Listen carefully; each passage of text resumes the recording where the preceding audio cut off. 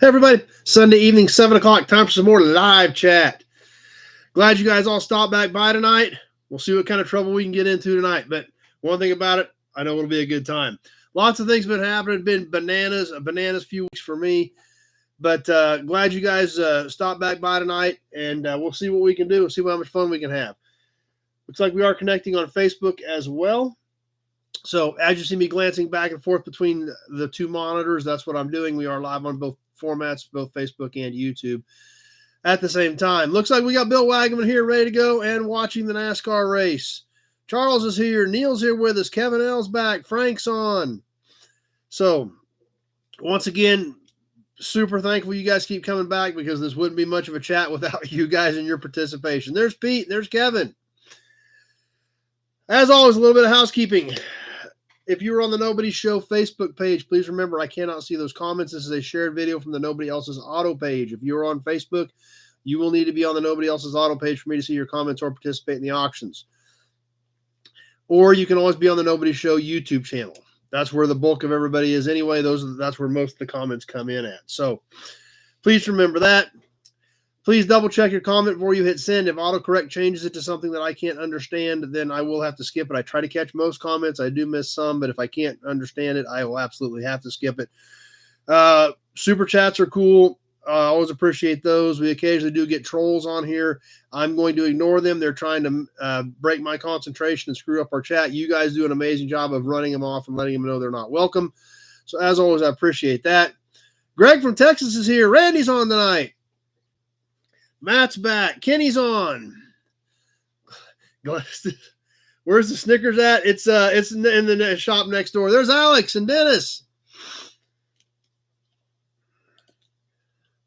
So anyway, ads, obviously we are fighting ads. There's nothing we can do about them other than work around them. If we do get them during the auction, and several of you get them, sometimes we see ads and only a few of you are getting them. But if a bunch of you are getting them during the auctions, we will stop the auction at that point and restart after the ads. If we are within the last 30 seconds, we will go back to a full 30 seconds to wrap it up. So please bear that stuff in mind. Throw a share out there. Let your friends know we're on and ready to go. And let's start working through tonight's chat. Obviously, been a lot of things going on. Adam's here. Dad's here. But I guess first and foremost, we will go ahead and wrap up a little bit of the gathering of the Nobodies from 2 weeks ago. Numero uno is here, ready to go.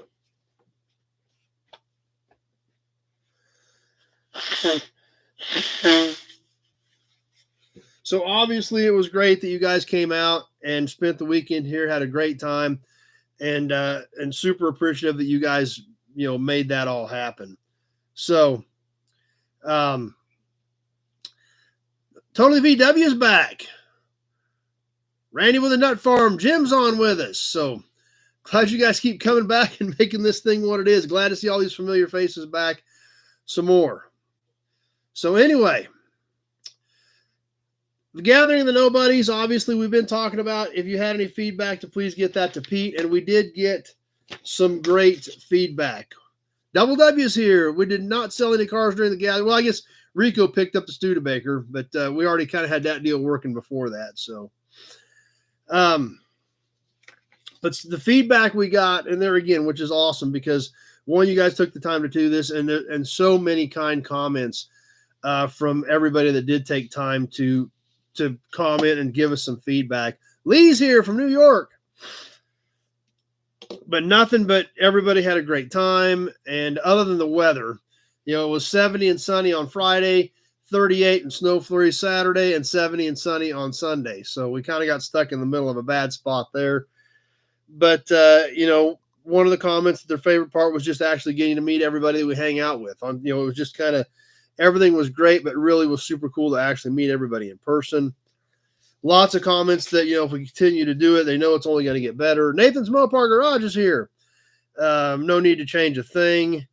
One comment that I actually had thought about and was kind of excited that the comment was made, and we'll see how this shakes out next year. And if the food thing that we're thinking about for next year works out, this will probably definitely have to happen. There was one comment that to help offset the expense of the food and things like that. And also the people who did not show up that had committed is basically just have a ticket where you buy a ticket. And not an, 20, $25, which would include the meal and things like that. That comment was made, which was great, because I literally had been thinking about that, because my buddy Mark really did us right with the food and stuff like that. Daniel's here, so I want to try to, make sure that he's taken care of if he does something for us next year. And he's got even some different ideas for an even better deal for lunch. So there again, that's a possibility. We'll see how the things shake out with the food and stuff like that. But that was one comment that we got. And then the people that buy the ticket and don't show up, it's just, there again, just helps to offset that expense of doing all that. So that was one comment that was made. I don't know how much was in the cup, Pete. I did not ask him. I meant to, and then I forgot to the other night. So not really sure how much was in the cup that we did raise for him, but I'm going to make sure that I get right with him one way or the other. So he's actually got to do a bunch of flooring for me. So I'll make sure when I talk to him then. So perfect. Number one, I appreciate that. Scott's here with us. Number one is always great about inviting friends over to hang out with us. Super appreciate that. So the ticket thing, that again, it'll depend on how it shakes out next year, but that was a thought that I had. So to see that from a guest comment was pretty cool, because I was literally thinking along those lines. But nothing but, it was just great and everything went smooth. One comment, how it didn't really feel rushed, but still there was always something cool to do. And it was a good laid back weekend and everybody was happy with that. So if you still got comments and you want to get those to Pete, feel free to email him and so we can go over them. Brian's here. One more time, there is his address if you wanted to send Pete email comments about the weekend. And the other nice thing about it was almost every comment we got, clearly stated, hey, if there's something, if we do it next year, and if there's something that I can do to help, to just let that individual know. So, but there again, that's just kind of, perfect, for the group that we've got here. So, Alan's here with us. So all that stuff to keep in mind, this all comes together and works for next year, but it, really went well. Talked to my buddy Ryan at the brewery last night. He was happy with everything. And overall, it was just a really good weekend. So thanks to all of you that showed up. Thanks to all of you that were here in spirit and helping support what we were doing that weekend. And we'll see if we can get something put together for a little later on. Or maybe some of you other guys can make it. So, okay. Moving forward to this week, which this week wasn't any better than last week. Obviously, you guys know I was down at Pittsburgh last weekend working with Pittsburgh State. Something else. Please, guys, I know it's probably going to be a little tricky to find because we just built the channel and just started it. Please check out Pittsburgh State University Automotive Technology and hit that subscribe button. There's only a few videos on there now, but I've got like 8 more to start fishing out there. So as soon as we start feeding all that, there is going to be more activity. But please check out that channel. Hit that subscribe button and help us get that going. I've been working really hard with those guys to try to get this thing kicked off, and any support and help we can get out of you guys is awesome. So Pittsburgh State University, Pittsburgh with no H on the end, Automotive Technology. Hit that channel up, hit that subscribe button, and we're going to start feeding you some cool stuff from there as well. So, but got back from there and got the truck unloaded Monday, then went hauling more stuff. Yeah, I'm gonna try to get a link. I don't know where I can put the link. I was thinking about that, Nathan. I don't know if I can make I'm gonna try to just make a post maybe tomorrow with the link to that channel. But please check it out, guys, and hit that subscribe button so we can help get that thing up and rolling for them. Then obviously some of you guys saw the short the other day. Went and picked up the 53 Dodge pickup, and of course bought more parts while I was there. Shockingly, and found some really cool stuff. It's not in the auction boxes tonight, but I got some cool auction stuff there. And then got back and tried to regroup Wednesday and ended up having to go make a run on Thursday. Went and looked at another load on Thursday, bought 6 more up there, brought one of those back. and then headed to the Lawrence swap meet for the weekend. So, but before we get into Lawrence swap meet, there's a few other things that I want to get out there. Way Camp's here. Yeah, be sure to check that out. There's a lot of cool stuff coming. And in fact, mark that November 2nd down for the open house down there. So for any of you guys that want to come down and check it out. But a lot of stuff to talk about as far as Lawrence swap meet. But before I get into that, there's some other things I want to go over. I got an email from Pete about our good friend that we lost, Jason Withrow, last year. Longtime viewer, been with us almost since the beginning. We lost him a little over a year ago in kind of a freak accident type thing. They have a coloring book out to help raise money for his family. Pete sent that link out. I don't know if you've got that on your channel, Pete, or where anybody can get to that. But that was a pretty neat deal. Charles showed it to me last night when I seen him. So if there's a way we can get that out there, Pete, let me know. And you said I got the email from you. I don't know how many people you've got on your email list, or if you sent the email to everybody. But I wanted to mention that so you guys can check that out if you'd like to support them and their family. Withrow was a great dude, hung out with us on here religiously, and one of those guys who pretty much been here since the beginning. And so it was terrible when we lost him last year. So send it. Okay, perfect. Great, Pete. I appreciate that. Everybody that is on Pete's email list, he sent that link to. So that's great. Perfect. There again, if you're not on Pete's email list, because Pete does run the email list for this, be sure to send him an email if your name is not on that email list so he can add you to the list to keep up with what we've got going on here. So definitely wanted to mention that. Talked to Z-Bear the other day. Z-Bear hangs out with us on here in a while, and he has some amazing ideas that I hope are going to come together for the June raffle. So talked to him on the phone. He called me and said, man, I want to do this and I want to do that. And I'm like, that sounds awesome, dude. So really excited about the ideas that Z-Bear's got going, and can't wait to hopefully get all that put together and share some of that with you guys.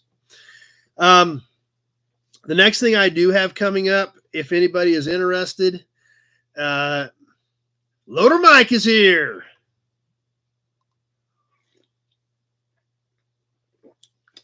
The next thing I've got going, I know some of you guys are going to be there, and if we want to kind of put some ideas together while we're down there or something, we can sure do that as well. At this point, it's still a little bit tentative, but I probably will be going to Meekum, Tulsa. Jeff from Ottawa's here. JP's on. I don't know where Tractor Mike's at tonight. So that's on my agenda unless something drastically changes. But the next event I'm planning on trying to be at is going to be Meekum, Tulsa. So, and I know some of you guys live down in that area. Gray Kitty is right over there snoozing. Hey, dummy. Gray Kitty. She won't even look at me. She's out. There's baling wire. So, anybody that's going to try to do Meekum, Tulsa, let me know. Or there again, you can respond to Pete's email. If, well, like I said, she's over on the hotel. So as of right now, there's no threat of her jumping on the keyboard. I'll keep an eye on that, though. She has done that before. June 7th and 8th, Adam, I believe, is Meekum, Tulsa. It's a Friday, Saturday deal. They've cut it back to 2 days. So I'll kind of see what I've got going, but I am at this point tentatively going to try to make that. So if any of you other guys want to go or are going to be there, let me know. We'll see if we can hook up and catch up for a bit. No, she hasn't made many appearances in a while. She's over there just kind of doing her own thing. So, but anyway, obviously, like we talked about a little bit, and if some of you may have caught the short, Lawrence, Kansas swap meet was this weekend. There's Johnny Z. Jason's coloring book is on Amazon. Thanks, Johnny Z. I appreciate that. If people want to check it out on there. But Lawrence Swap Meet, it's kind of like Wichita. We've been going for 30 plus years. We used to set up at that, but we probably haven't set up at it in 25 years. But still enjoy going. Once again, you still get to see a lot of people that, you just see at swap meets. Rico and Jess were there. Jess actually had her sister with her as well. So they'll be coming up on the video. And then, and one other thing I did want to mention in case some of you guys are on here, I met a ton of you guys this weekend at the Lawrence Swap Meet, which was great. There's Grant, Straight Six fan, checking in from the Baltimore airport. Be sure to check out what Straight Six fan and Old Car Guy did this last couple days. You got to check out his channel. They were cross country in it in a Suburban. So check out Straight Six fan, Old Car Guy, Jason and Grant, great dudes. And so definitely see what they got going. Glad that Grant's checking in while he's sitting at the airport waiting for his next flight. So Tractor Mike heading to Tulsa for Midwest Drag Series on Sunday. So something else sounds like it'd be worth checking out. Full video on May 8th. So I know a lot of you guys are subscribed to Grant at Straight Six fan. If you have not, be sure to check that out. Full video coming up May 8th on the cross country trek with Straight Six fan and the Old Car Guy. But anyway, at Lawrence Swap Meet, like I said, I met a lot of you guys out there, and I apologize. I don't remember everybody's name. But I did talk to actually several viewers out there, and it was awesome that you guys stopped and said hi. I really appreciate it. And glad I got to meet a lot of you and actually got to buy some stuff from some of you as well. Like I said, I'll have a video up on it this week. Shot a lot of clips out there. Jess and her sister. We never got Rico nailed down, but also Balin Wire was out there. So it was great to meet Balin Wire in person. And we did shoot some clips with him. And they got some absolutely epic magazines from Balin Wire. He donated a can to the show. We'll be getting to that as well. I have not unloaded the truck yet, but I got a few badges and emblems out, but other than that, nothing has been touched in the truck. So the cans I got from Balin Wire, the magazines, these magazines are just awesome. Guys, we have some of the coolest magazines coming up over the next year that I've ever even owned. So on top of the stuff that Glenn donated, some other stuff I had set back, some stuff I got from Balin Wire this weekend, it's crazy. There's Tim hanging out for a bit. So looking forward to that.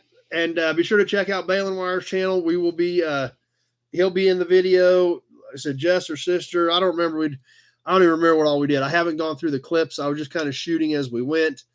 But it was a good time. And like I said, it was awesome being able to meet a lot of you guys in person. Scott's with us on Facebook. There's Mark from Michigan. So Jason did make it back to Canada.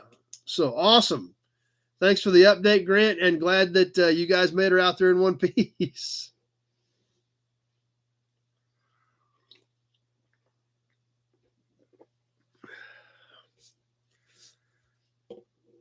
But what happened at Lawrence? I bought a bunch of stuff. And I tell you what, guys, these next month or two of auctions, I got some of everything we love. Cans, obviously, some from Balin Wire, some other cans.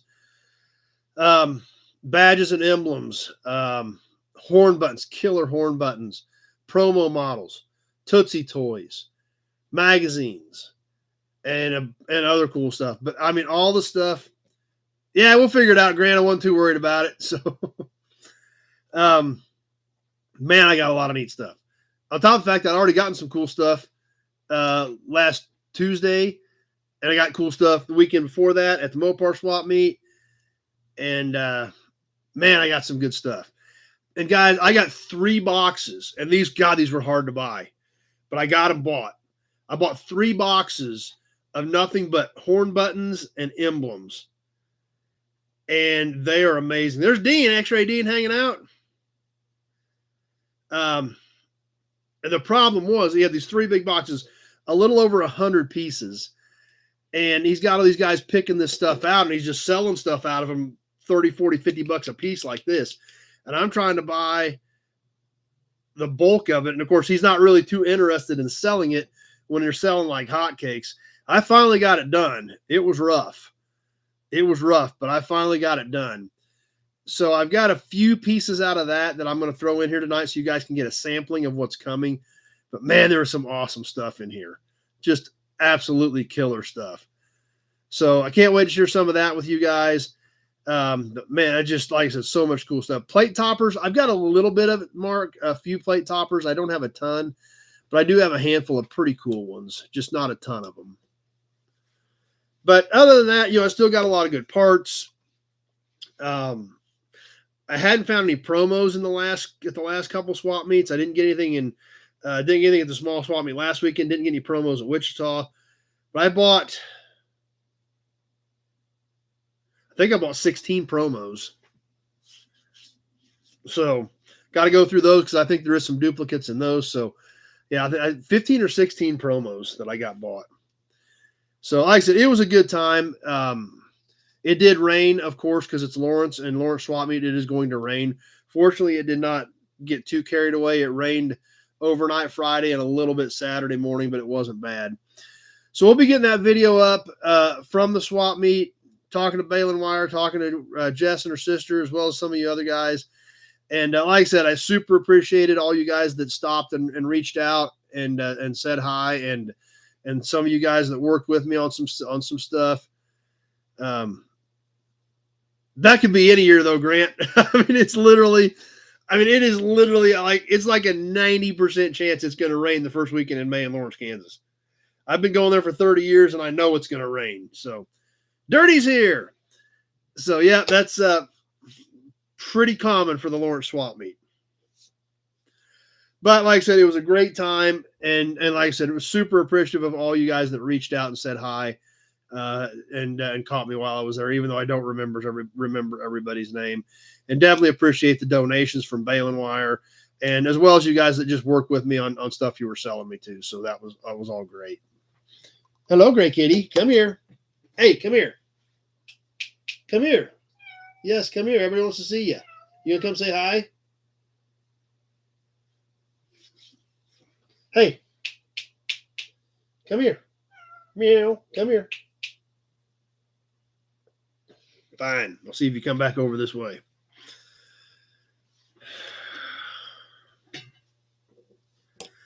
But anyway, like I said, the next month or two of auction stuff is going to be, we got to have some really cool stuff that we're going to get mixed in, because I got to sell some of this stuff.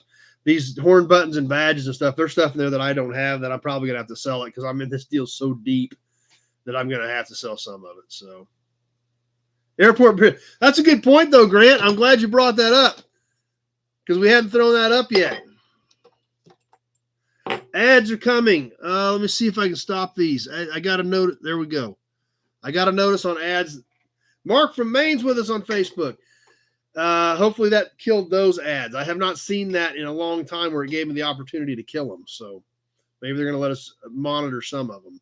We'll give you another one of those, even though Grant's just going to have to sit because he's in an airport, and I perfectly understand that. Most of the promos are 80s and 90s. I did not get anything real early. It was all 80s and 90s stuff.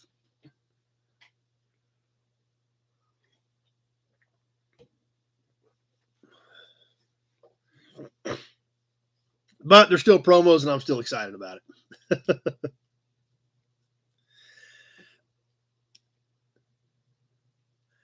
Nice. Pete picked up a 5859 Chevy truck grill. He's got lights wired and on the wall. Sweet.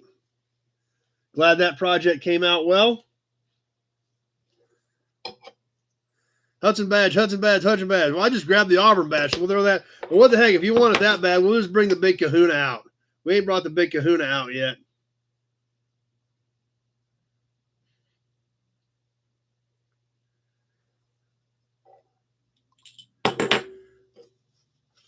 And that will pretty much get us caught up to date on that. There's the Rusty Okie.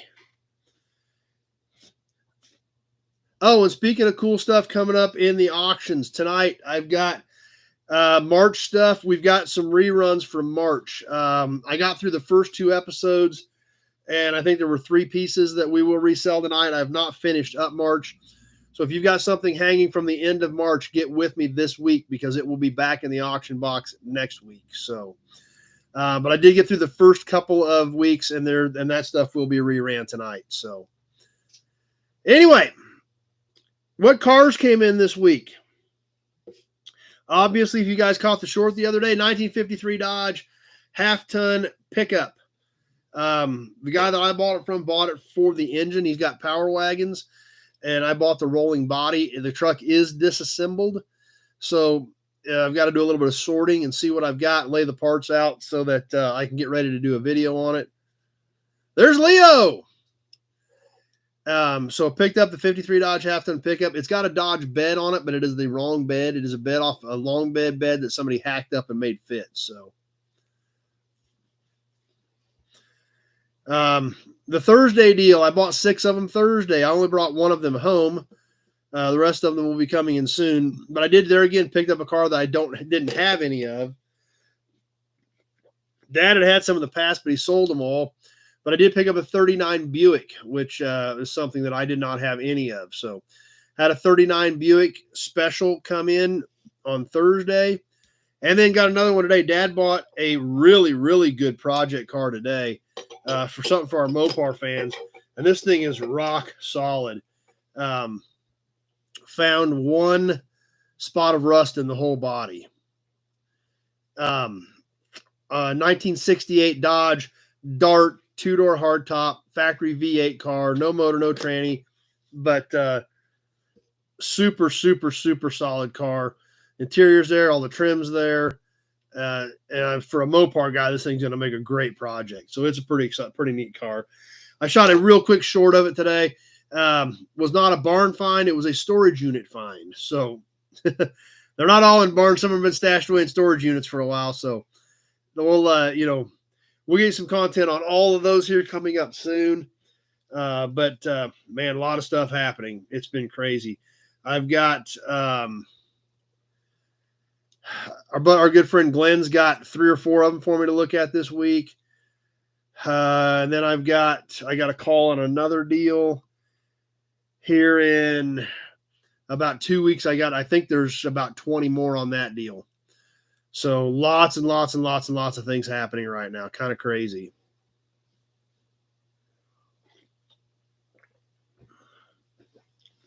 But anyway, let's move on to the promo model. Let's catch some badges and emblems.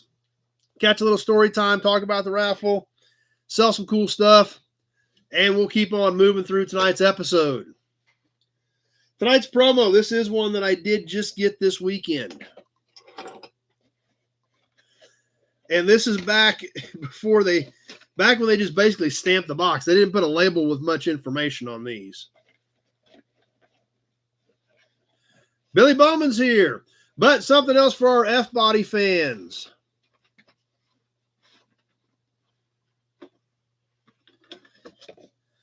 The 1984 Camaro Z28 in light blue. Now, like I said, this is before they put fancy labels on them. They basically stamped the box, 84 Camaro, blue. That was it. Obviously in great condition, still in the original box. Same colored interior, just all basic molded. Bottom side, as with most of these promos, just one piece molded undercarriage. Obviously original tires and wheels. Really a clean car. Obviously has not been out, has not been played with, has not been damaged.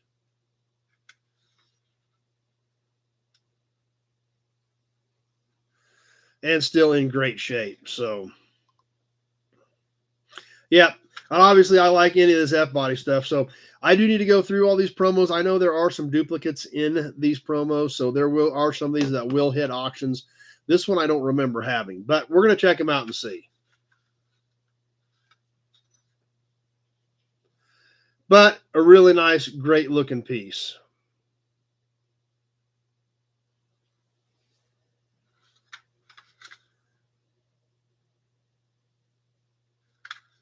Bill's got it too. Yep.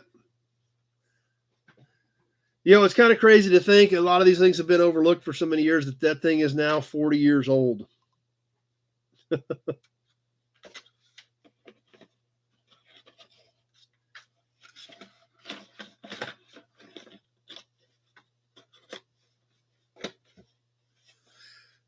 So there it is, the blue 1984 Camaro promo. Kenny's already ready for some promos up for auction. Yeah. Like I said, I have not hardly touched the truck. I basically backed it in the shop last night. I grabbed those 3 boxes of horn buttons and emblems just because I spent so much money on them. I had to see what some of that stuff was. They're not all out. I just laid part of them out to kind of see what I had. Grabbed a couple of things for tonight's auction to kind of give you guys a sampling of what's coming. But, man, we got a lot of great stuff coming up in auctions over the next several weeks. On to some badges and emblems. We're going to start with a grease cap. Kind of an odd duck. We've talked about it before, but it's a little bit different. We've talked about it. We haven't talked about the grease cap for the Flint automobile. Kind of a different one. The Flint Motor Company was part of Billy Durant's automotive empire. The 65 horsepower 6-cylinder Flint was introduced at the Hotel Commodore in New York City in January of 1923. The first Flint cars were built in a Durant factory in Long Island, New York, before production was moved to plants in Elizabeth, New Jersey, and finally in Flint, Michigan in 1924. This one isn't for sale, Alex. This is the only one I've got. The Flint was offered at a competitive price in a range of body styles and sold reasonably well in its first full year in 1924, 100 years ago. A smaller 49 horsepower companion car called the Flint 40 was introduced in March of 24, and in 1926 another even smaller 40 horsepower companion called the Flint Junior arrived. But after the initial start, sales fell dramatically in 1926. Billy Durant was in financial trouble and sold his Flint plant to raise some cash. Production continued in New Jersey, but sales fell further, and the Flint was discontinued in 1927. So, obviously, our information from our favorite website, AmericanAutoEmblems.com. And the other cool, and this is what I really love when I get into some of these grease caps, especially grease caps I didn't have, is when I have the badge to go along with the grease cap.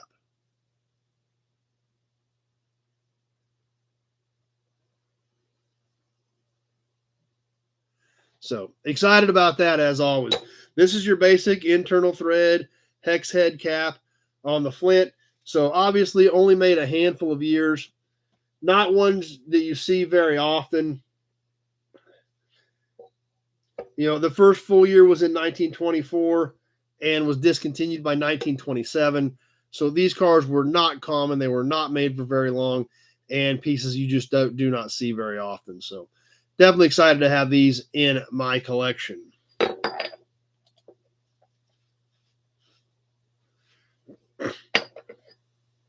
The next piece we've got, there's also going to be a two for here as well, but we've looked at one of these pieces at some point in the past, and we're going to share another. This is going to be kind of cool. It's going to look familiar at first, probably. The International badge from the late 40s. The colorful triple diamond against the nice deep burgundy background. Now, some of you might say, we've looked at one of those before. Well, we have and we haven't. We haven't looked at this one.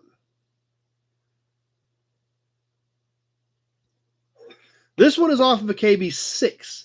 This is a bigger truck. This badge was actually on the grill. However, it does resemble, there's Alec. It does resemble the front nose of the K1 through 5 series trucks as well, but the grill was much larger and the hood was butterfly on the KB6 and 7 versus the 1 to 5. However, the same basic layout, the chrome bar across the front on the later 40s KB series, not the earlier Ks, had a similar chrome bar with an enamel badge on the front of it. So to go with this super cool KB6, KB7 size badge, we've also got, and this is the one we've looked at, the KB 1 through 5 series badge. So there you can kind of see. They're basically the exact same thing, only a different size. Same color combination, just one slightly larger than the other. So kind of a neat set. Pete's trying to buy these too, no. So, and literally, I mean, the backs of them, I mean, literally one is just bigger than the other. The backs are the same configuration, both 2-pin mount. I mean, they're basically a twin badge Only one was a little bit larger than the other.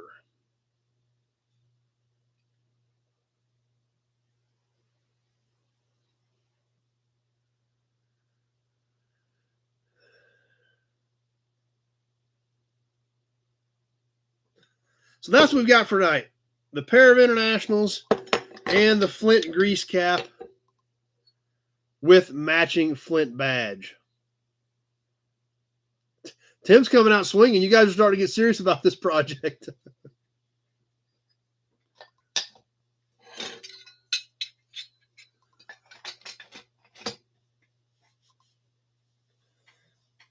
How about some story time? Alex has never seen a Flint, and Alex is one of our resident experts on that really early stuff. So this car from Storytime is a car I really don't remember. I was way too little. I'm sure it's a car that Dad flipped. And there again, this was probably in 1975, 1976. This was essentially a basic old used car that wouldn't have been that big a deal. In today's world, they're awesome cruisers. But there again, back then, basic old transportation, 10, 12-year-old used car on this 1963 Cadillac Sedan DeVille.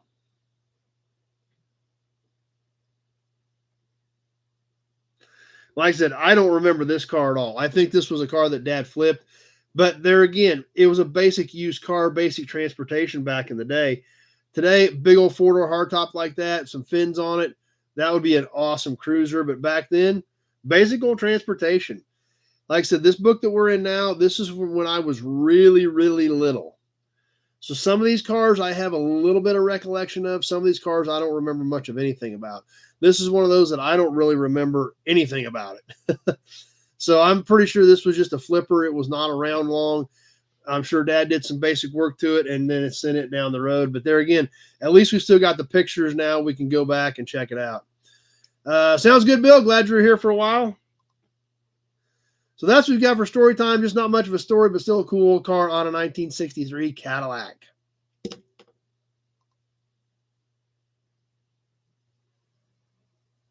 Yeah, and the trunk sleeps 6.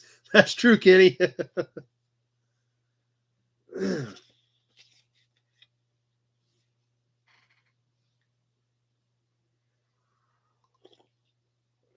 Dad says he doesn't remember where he got it, but it sold quick. So that's probably why I don't have much recollection of it either. It was just around for a short time. So that's right, Kevin. Just those old Cadillacs in today's world, even if it's a four-door like that, they're just cool old cruisers, period. There's Pappy. The Raffle. Let's talk a bit about the Raffle. Obviously, the mobile pump plate going this month at the end of the month. This is some surface rust around here. This does have a solid edge, but it does have some chipping and surface rust. That is an original porcelain pump plate.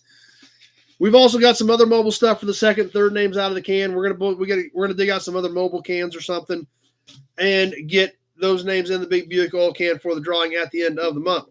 Now, who got in this week?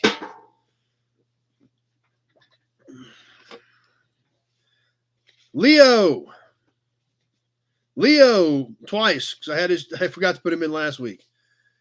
Frank, Austin McCoy, Dennis Chapman, Adam Briggs, and that's what I've got in mind. Oh, and Tony Napoli. That one got stapled backwards. So Tony Napoli. Grant saw a 55 Caddy cruising in Massachusetts right before he crossed into Maine today. So that's who's in the raffle as of this week, the first week of May. If you thought you got in this week and I didn't read your name, let me know. On shipments, I got everything shipped that was paid for like by Tuesday. Any of the stuff that came in Wednesday or Thursday, because a few of these did come in a little bit later in the week, that stuff has not shipped because I was getting ready to get out of town for Lawrence. So there's Austin. So anyway, that's the start off for the week. on who's in the raffle. I did not get any bonus raffles ready. That's one thing that I just flat ran out of time to get ready on tonight. So do not have any bonus raffle. The bonus raffle can is empty and not up to speed. So I will get to work on that. We'll have some more stuff in that for next week, just to kind of liven things up a bit. And here in a few weeks, we're going to be shipping that mobile pump plate to its new owner.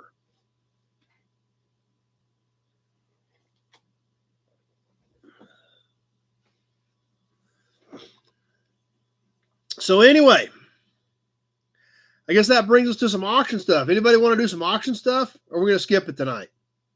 Pretty sure you guys probably don't want to skip it. We'll see how things get rolling here. But let's have a Hudson badge. Let's talk about it a bit. As always, I will hold up a part. We'll talk about it. We'll point out any defects. We'll talk about that car a little bit. Dirty says just skip it. Okay. We'll give you some dimensions on it. As we're talking about that particular piece, yeah, that really threw Glenn off, didn't it? Kevin took that as a threat. Fan shop for 64 LeSabre. I've got a few possibilities, Jeff. If you want to give me a shout, give me a shout tomorrow. I can get you on my list and check, see if I've got one. So as we're talking about it, if you're interested in it, go ahead, throw a bid out there. As you guys know, we are going to go 2 minutes. I will set the timer on my phone. I keep it right here on the corner of the computer so I can watch it while I'm watching comments. I will tell you when 1 minute has passed. I will tell you when 1 minute, 30 seconds has passed. When I tell you 1 minute, 30 seconds has passed, it is time to be throwing your maximum bid out there because everybody has a delay. Some people it can be 5 seconds. Some people it can be almost 30 seconds. There's Dispatch Brian.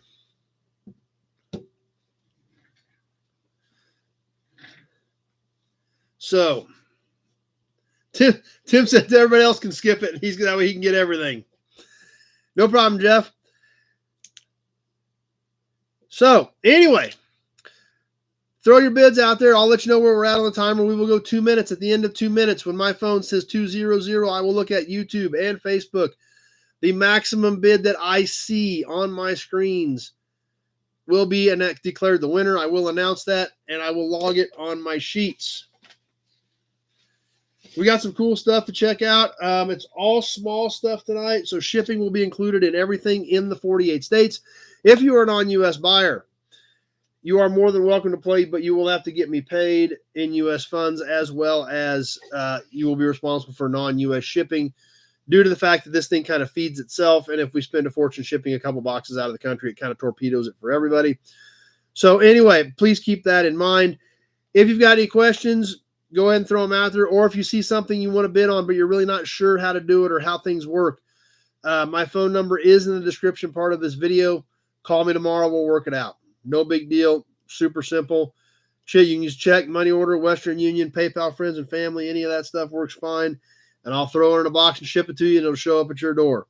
Like I said, we've got some cool things tonight. Going to give you a small taste of what's coming up on some of this stuff. And it's going to be a lot of fun. So I think that covers most of it. I'm sure I forgot some stuff, but we will go ahead and get rolling. Let's start digging through this box and see what you guys think. And see if we got some cool stuff that you guys are going to like.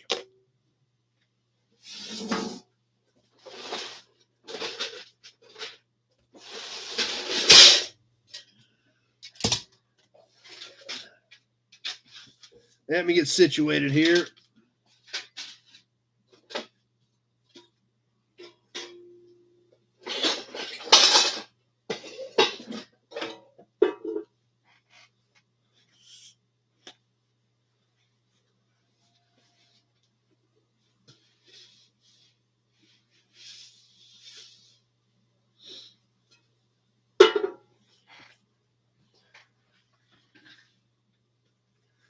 All right.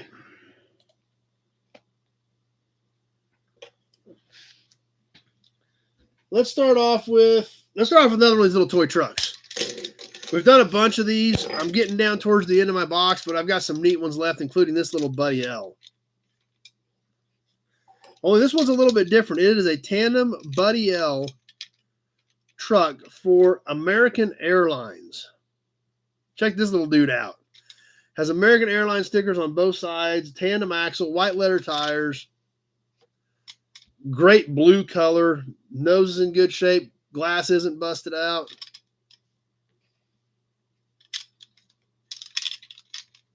Really nice little truck. Let me give you some dimensions on this one. About 4 3/4 long on this little truck. This is similar to the other ones that we've been doing. Excuse me. I bought a box of them. I bought a whole box of them, and there was not one duplicate in the entire box, believe it or not. Every single one of them was a different color, different stickers, different wheels. I mean, I've still got a few left, a dozen or 15 of them. Every one of them was different. So this one, obviously, with the American Airlines on it, definitely makes it very unique.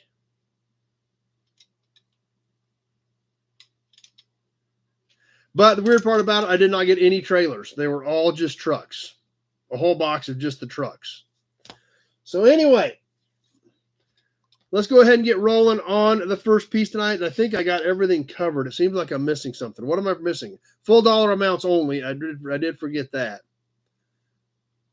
So anyway, let's roll on the little American Airlines toy truck.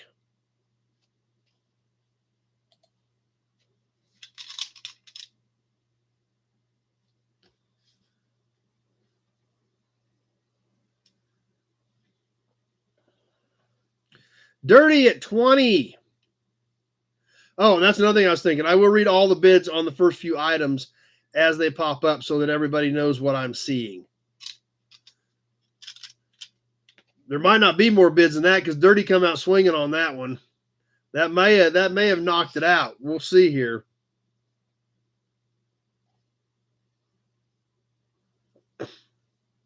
But we're ticking away. We'll see if Dirty just knocked everybody out right out of the gate on the little American Airlines truck. Maybe it works for you. Hold on, let me kill these ads. It's giving me a chance to kill the ads again. Okay. It is in pretty good shape. It does have a couple of scuffs on the roof, but that's about it. That's right. There's a box of Buddy L trailers. That's right. Just past the 1 minute mark. Just under a minute to go. Dirty at 20.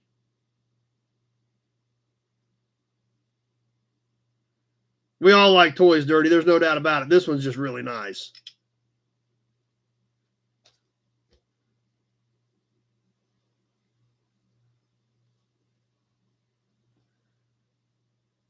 And there's the minute 30 mark. 30 seconds left to go. We'll see if anybody else is in there. That's usually about what these bring. So maybe Dirty just done decided he was just going to fix and own it and not going to give anybody else a chance.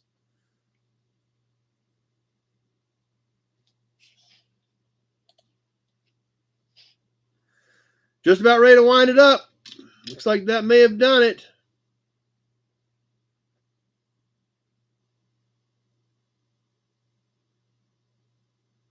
Yep, that did it. We've done enough of them. Dirty knows about what they bring. He just made a statement, decided he was going to take it.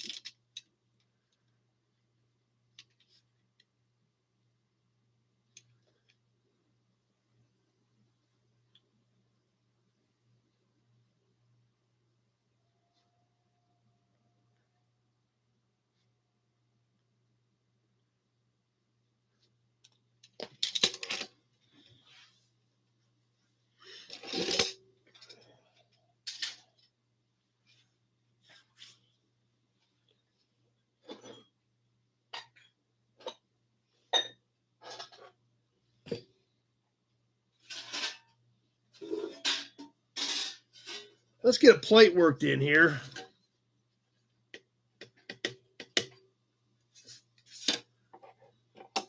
Hudson badge.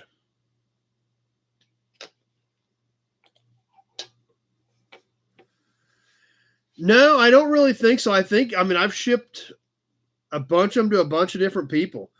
They're cute little trucks. I like them, but I don't think, it seems like Leo may have gotten a couple of them, Leo or Travis, but a lot of them are going all over. So, which is cool. That's great. Austin got a couple, yep. Dirty already had another one, so yep. They're neat. And all of them are pretty nice. So that's the other good thing about it. So let's catch a license plate. Let's do another one of these ham radios. These are always fun because they're weird. Jeff likes the shirt. Jeff, we're down to the end of these shirts. I've got all sizes left, but some sizes I'm down to just 1 or 2 left. This is the last run of these shirts. I've done a couple runs on them. The next shirt will be different. It will be a new design. If you want one of those shirts, the information is in the text to get one. Perfect, Kenny. Glad it made it. So yeah, if you want a shirt, one of these shirts, this is the end of this. Like I said, I did a couple runs of them, and the next one will be different, and I'm down to the end of these. So if you want one, let me know. We'll get one on the way to you. These ham radio plates are pretty cool. Alex knows all about them. He's a ham radio operator. Where they have your call sign, Alex? Is that what it technically is? Do not have the design back yet, Kenny. My guy that does these, like I've told you guys before, I think he's one of the best in the country, if not the best in the country when it comes to doing car shirts. Which means I got ahead. I got a little bit ahead. 5X. I don't have 5X, Jeff. I've got up to 3X. FCC issued call sign is what your ham radio operator information is on your plate. So, but anyway, since my shirt guy, like I said, I got a hold of him before he got swamped. I got him a couple pictures and some ideas, and he said he would get to work on it when he had time. But obviously, getting into this time of the season is when he gets really busy. So I'm hoping that he's kind of getting something worked up, and maybe hopefully in the next month or two, I'll have a design. But like I said, the guy's one of the best. I'm just excited that he's willing to do them for me because he does like some really, really big events, and his stuff is just some of the best out there. So I'm more than happy to work with him if he's going to take time to work on my stuff. So anyway, let's catch a plate. 1962 ham radio. WOVGS, no idea who this was. Obviously a nice deep forest green. You can see a great shine on this one still. White letters on the green background. Backside of this plate also in great condition. Not been up. Obviously, these plates were only used for a year back then, but this one has been extremely well preserved condition and paint wise on this 1962 ham radio operator plate. So anyway, we'll go ahead and get rolling on this one. Alex at 20 on the 62 ham radio plate.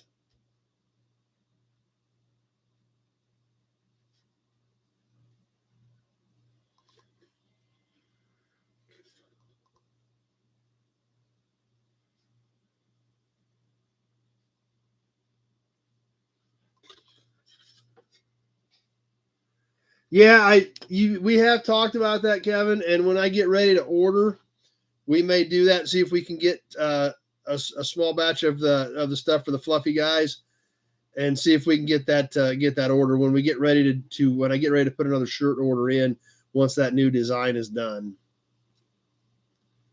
Alex at 20, taking away. Sounds great, Kevin. Yeah, I'll just see what it's going to cost, how much more it's going to cost to get the big ones, because I'm sure it will be a little bit more. Austin at 22. 1 minute gone, 1 minute left to go. Grant picked up a main plate today from a fellow YouTuber. Perfect. While you're out there, just as well.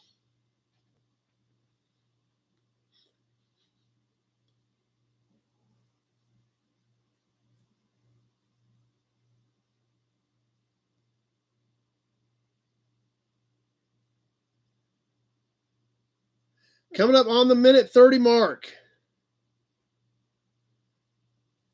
There's a minute 30, 30 seconds left.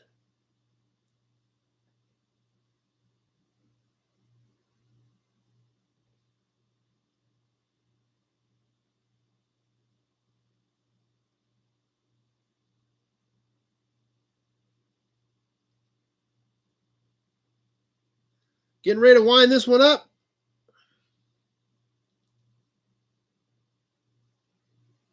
Pappy, 25.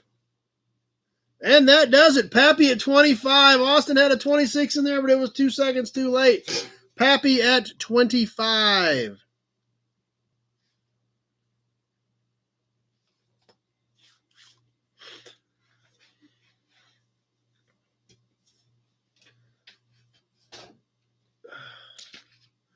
Yeah, it was close, Pappy. They were shooting for you, but you snuck that one in just right.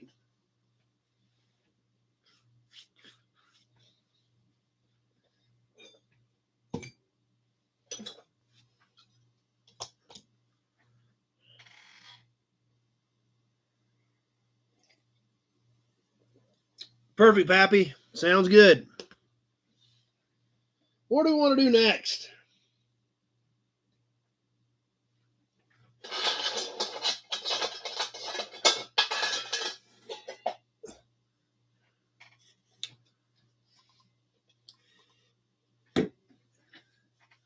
Let's do a regular cap, our dog dish cap.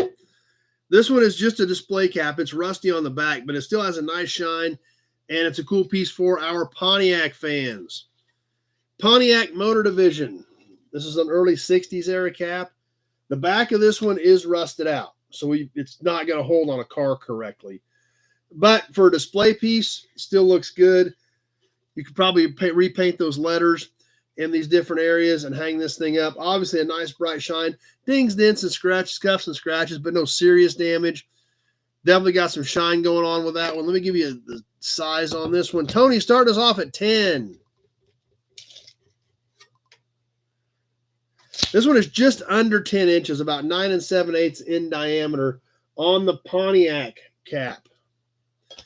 Tony at 10, let's get this thing on the timer.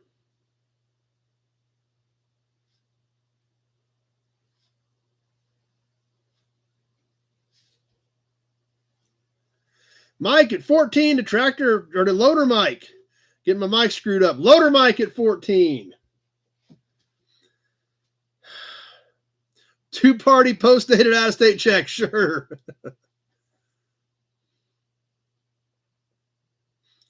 Oh, speaking of that, I got to tell you guys a story after we get done, because this guy's coming tomorrow.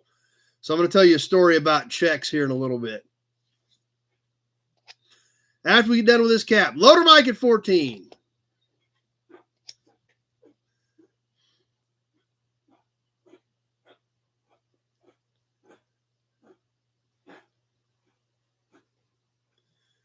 Tony at 16. Post dated 5/5/2050. Yeah. 1 minute gone, 1 minute left to go. Tony at 16.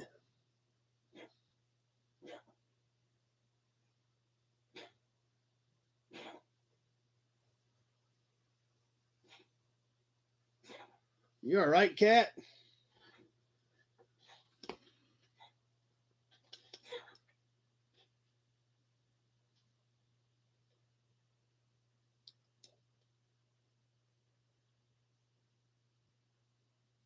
And there's the minute 30 mark. Tony at 16 at the minute 30 mark. 30 seconds left to go.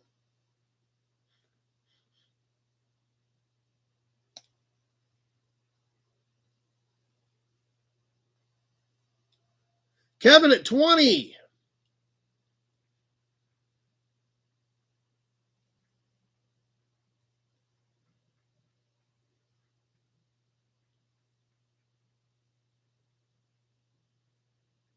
And that does it. Kevin at 20.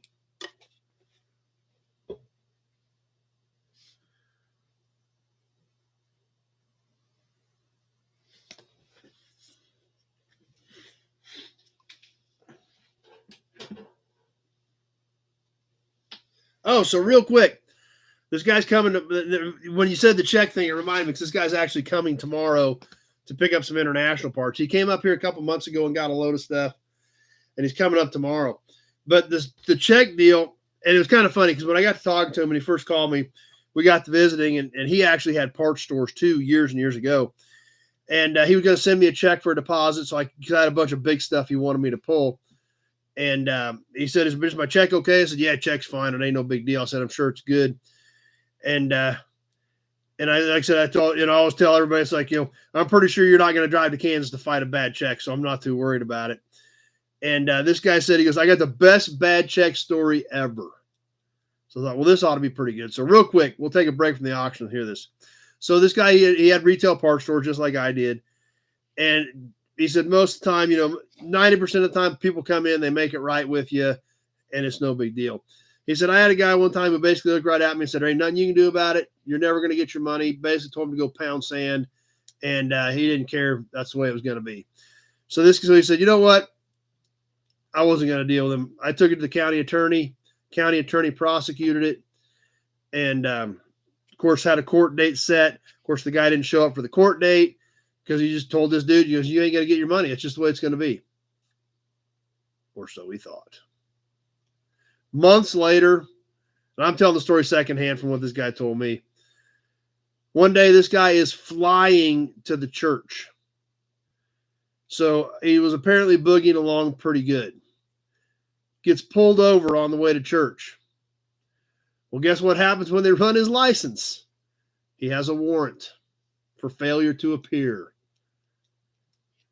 And the reason he was heading to the church is his whole family was sitting there because it was his sister's wedding day. His entire family was sitting at the church waiting on him while he's getting a one-way ride to the county hotel over this bad check deal. So I thought that was like, dude, that is the best bad check story I have ever heard. It's like, and I can see by the way you guys are laughing that you guys agree with it. I thought that was pretty good. I was like, dude, that's a winner. That is a winner for a bad check story. Talk about trying to explain that one. So anyway, on to the auction. But I thought that was an interesting side note. Yeah, or he's a good storyteller, but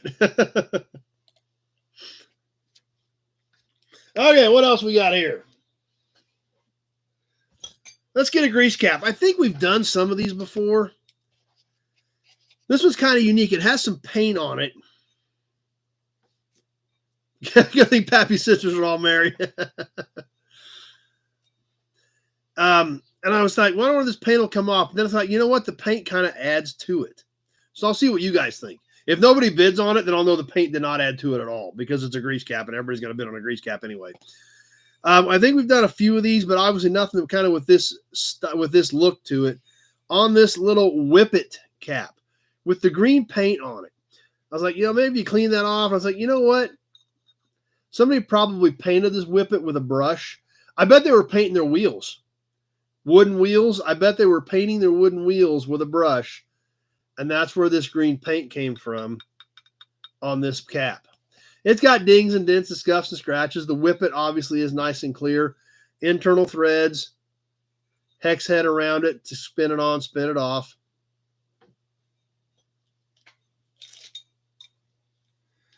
Three inches across. Peat at 10.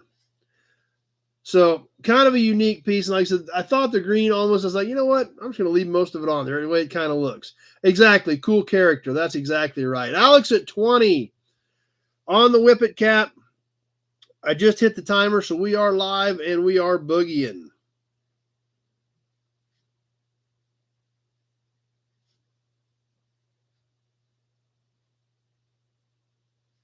Glenn, 22.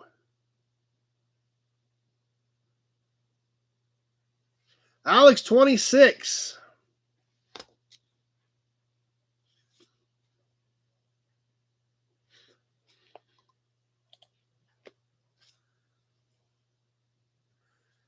Know much history of the whippet? Not without going back to our site, AmericanAutoEmblems.com. Grant, getting ready to board and heading back to KC. Hope everything goes well, Grant. Hope you have a smooth flight. Fall asleep in his own bed in the same calendar day. We'll see. Well, thanks for jumping on, Grant. Glad you were able to spend a little time with us tonight. Glad you and Jason had a great trip. 1 minute gone, 1 minute left to go. Alex at 26.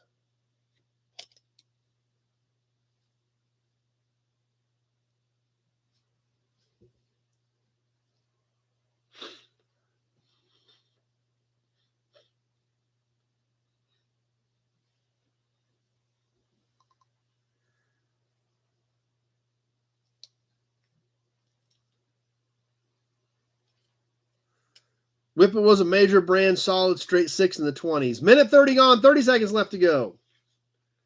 Alex at 26.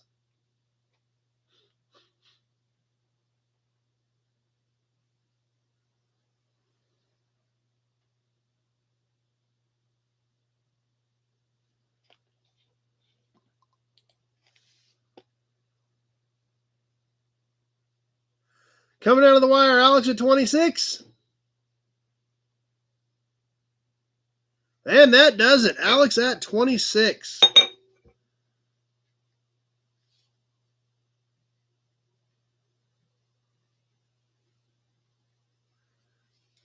Oh, do you know when you're coming out, Alex? I was going to ask you that too. Didn't know if you had got anything nailed down yet or not. So,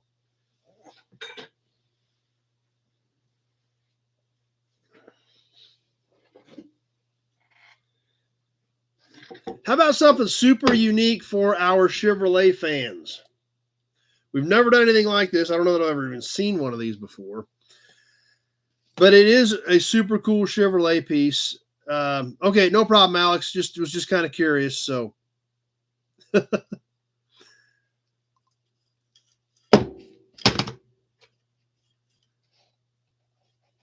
a gear. It's a gear. Kenny's at 10, didn't even seen it yet.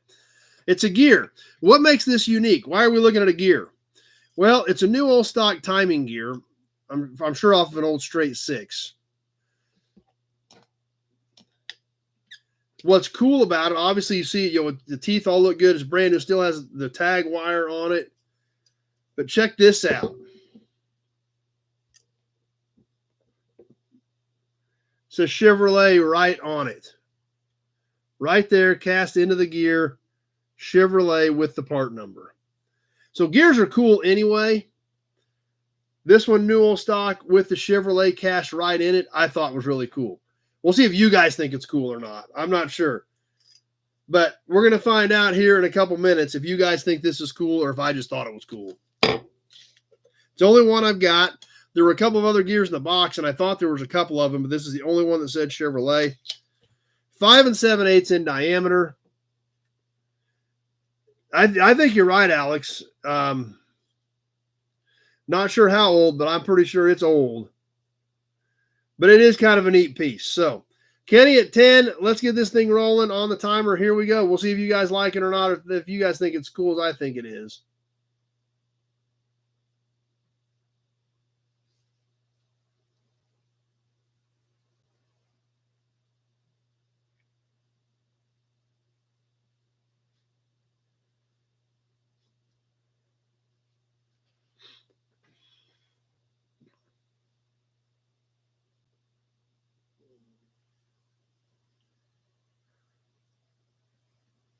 Nick at 12.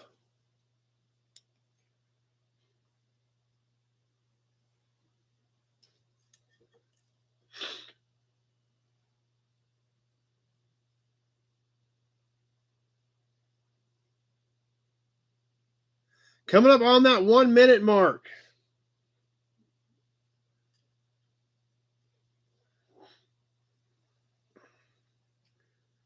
One minute gone, 1 minute left to go. Maybe I'm the only one who thought this was cool.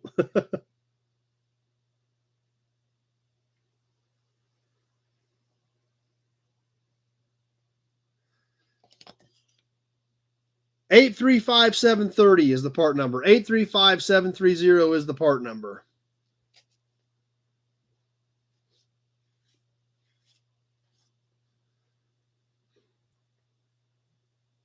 Minute 30's gone. 30 seconds left to go.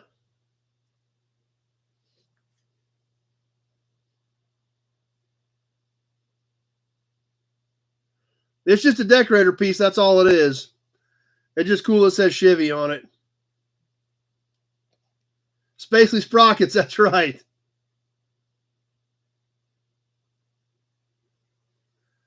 Nick at 12 is about ready to wind this one down. Pete, 20. And that does it. Pete at 20. Kenny came back at 22. It was too late. Pete at 20.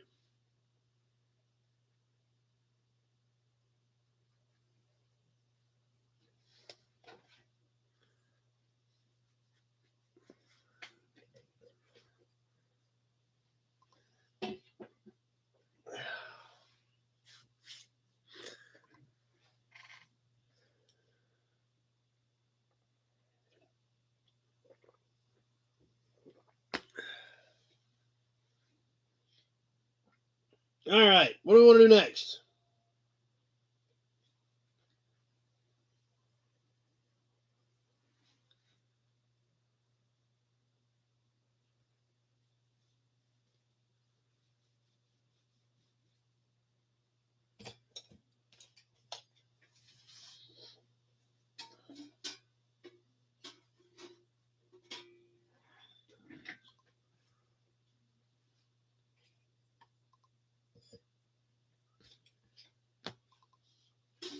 Let's squeeze in an out-of-state plate. Kenny had 20 in as well. Then he seen Pete's pop up and run out of time to take a shot. Adam is back. Yeah, I'm sure, Adam. Yeah, you bet you had to take care of that. Hudson badge. Let's do another one of these out-of-state plates. This one was really great color, but some weird modifications on the end. On this 1959 Ohio.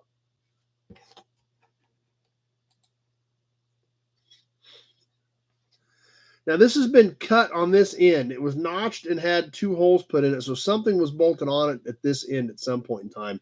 White, red letters. Very nice, shiny colors on this one. Back still looks like it's in pretty good shape. It is an embossed steel plate in the 6x12 window size-wise on the 1959 Ohio license plate. These are just little dots. These actually aren't anything. They just have some faded paint on them. Alex at 10, and it is notched on this end a little bit, but still looks great considering the thing is, what, 65 years old? 56 Oklahoma. Okay, I don't have much Oklahoma, so we'll see if we come up with something. Adam at 15.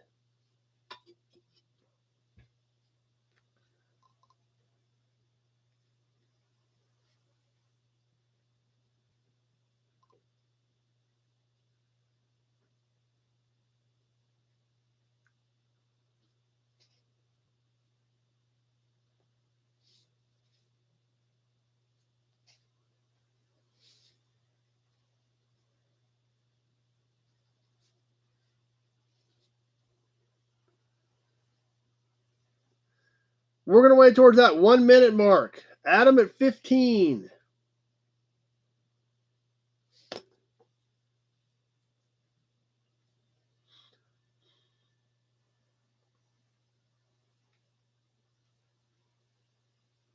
One minute gone, 1 minute left to go.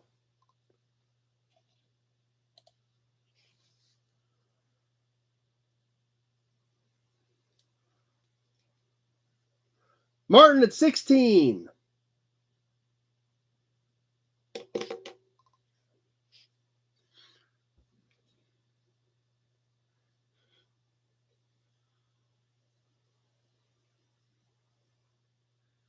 Martin at 16 as we hit the minute 30 mark. 30 seconds left to go.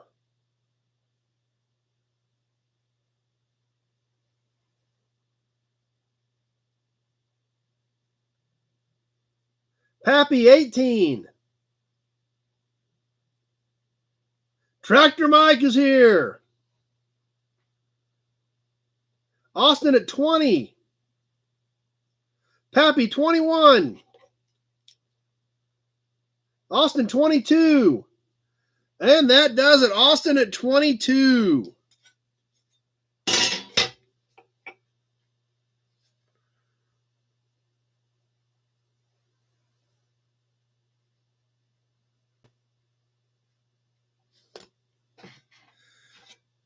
Martin had a 23 in there too late.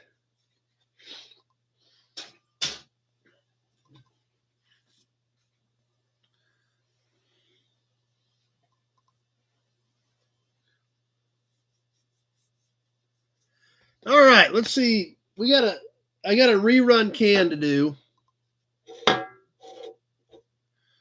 This is a rerun from back in March.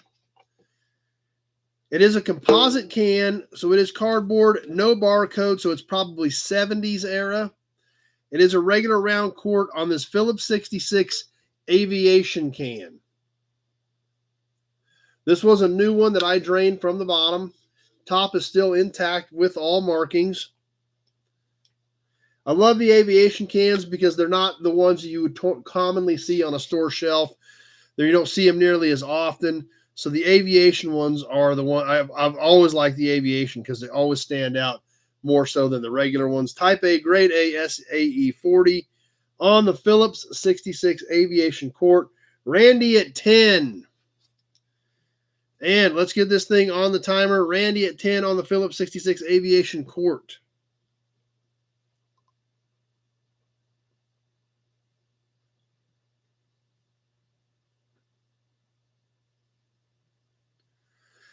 Martin 11, Spainhauer 12, Loader Mike at 12.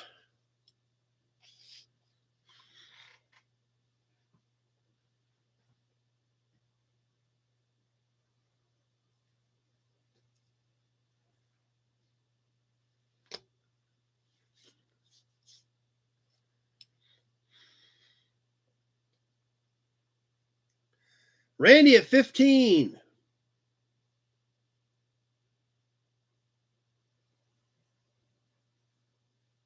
Conoco plastic cans. I've got some Gulf plastic cans. I don't know if I've got any Conoco.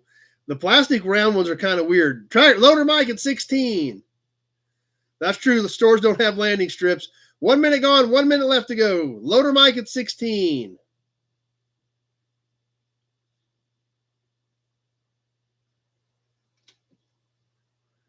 Matt's got to jump off. Glad you were here tonight, Matt.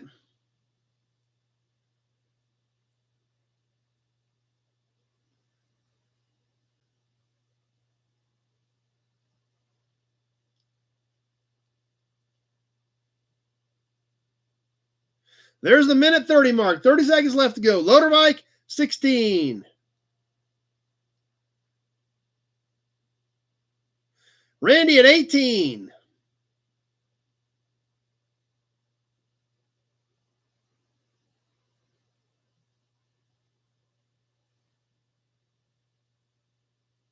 Austin at 20. Just a few seconds left. Charles at 22.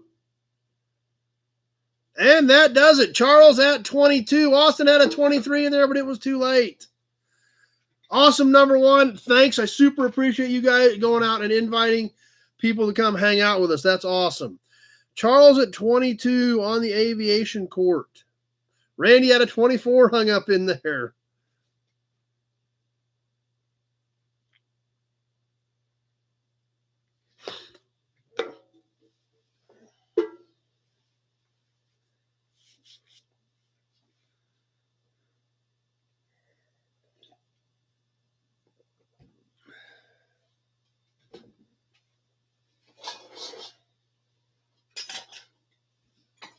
All right, I want to work a few pieces in out of this new stuff just to kind of walk you guys in and give you an idea. We'll start off with a few common things, and we got a couple of really cool things.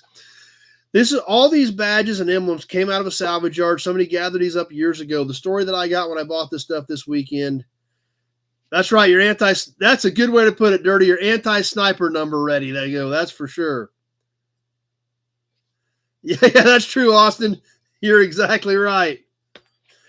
So we're starting out with a few common pieces, and we've got a few really cool pieces. But the story that I got is these boxes all came out of a storage unit, and the guy that had it had gathered this stuff up out of a salvage yard years ago, probably back in the 60s, the way it sounds. Because there is some 60s stuff, but there's not really much newer than that, and it goes back into the late 40s.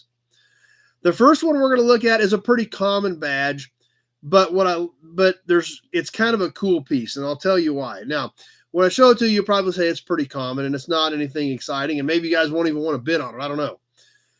But it's a Mustang badge.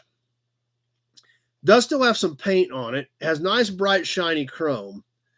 So I want to share something with you about why I think it's cool. So there again, it looks like your basic common Mustang badge. It is a used original. It does have one broken stud. But like I said, based on what I found in these boxes, there's not really anything newer than the 60s in it. And it goes back into the 40s. So when I looked at this Mustang badge and I looked around the back, and Alan and some of my Ford guys will know what we're talking about here. This part number starts with C4. Alec at 20. C4 means 1964. So this is an original Original paint from what would have been a 64, maybe a 65 Mustang when these things first came out. So obviously still in great condition. Yeah, I'm sure you could buy new ones for $59.95 or whatever. But this thing is there again. We look at this and we think about the story and how they got here. And the fact that this is a C4, a 1964 badge in great condition. It is a neat original. That's why I thought it was kind of cool. So let's hit the timer. I'll give you some dimensions on it. Alec at 20.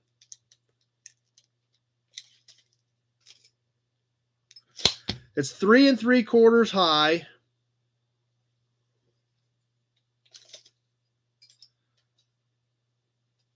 And 3 3/4 nose to tail. Alan's a 64 to 66. So this is one of the original. Like I said, I'm sure that you can order all the new ones you want. But this is what I love about this stuff is just like some of the stuff that we look at that's chipped up and scuffed up, just like the mobile plump plate, it's the real deal. Alec at 20.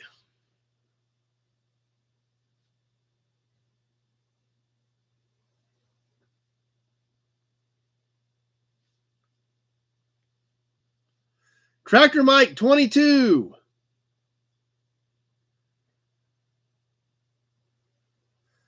All right, let's see if Christine jumps on with us that Kenny just invited. 1 minute gone, 1 minute left to go. Tractor Mike at 22.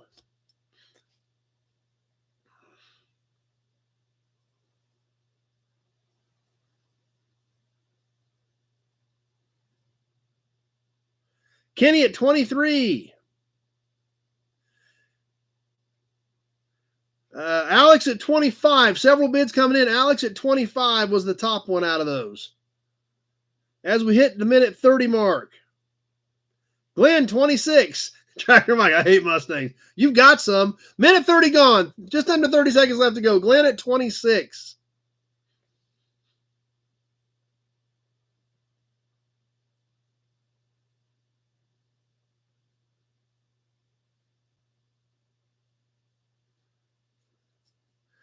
Just about ready to wind it down. Glenn at 26. Alec at 35. And that does it. Alec at 35. Came out swinging. Make sure you kept everything covered. Alec at 35 on the original Mustang badge.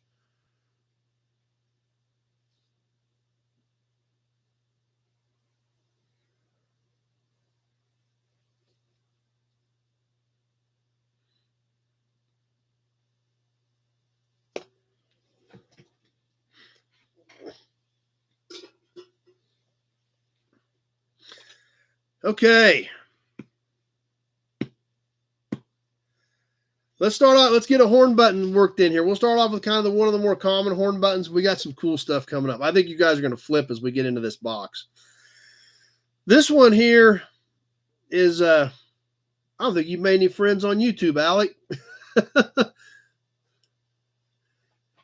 A Corvair button, and it's kind of a cool detailed Corvair horn button. The big C with the little Corvair letters, the badge on it right here. It was had a rubber ring on the back to push it in. Kind of a unique little piece. I don't know what year it was. Probably an early 60s one. About 3 inches in diameter. Some nice detail on the little Corvair button.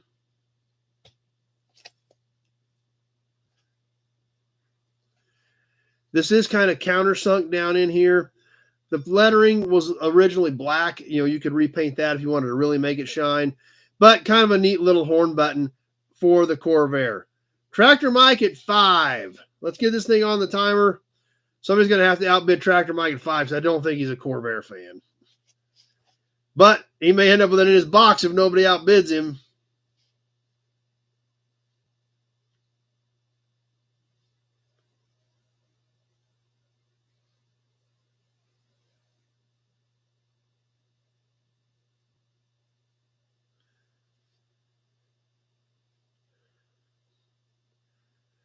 All right, we're rolling along.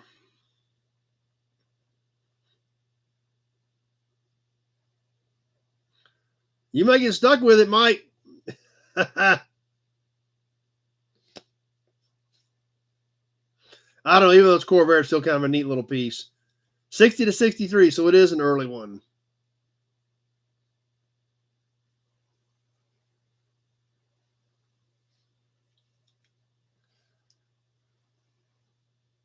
1 minute gone. 1 minute left to go.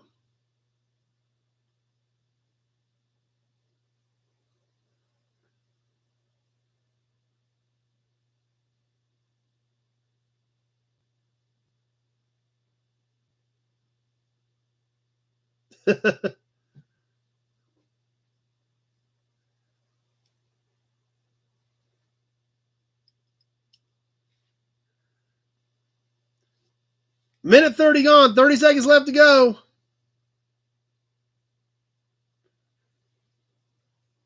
Yeah. Yep, you sniped a few guys, Alec. This is it. Tractor Mike gonna get stuck. We're just about done.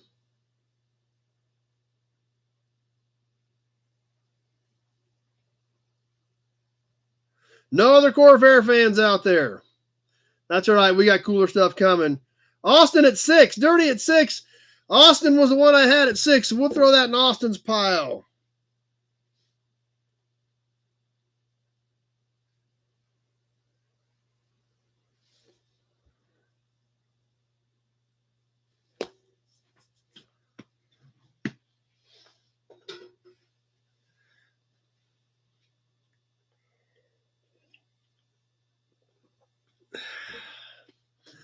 Okay.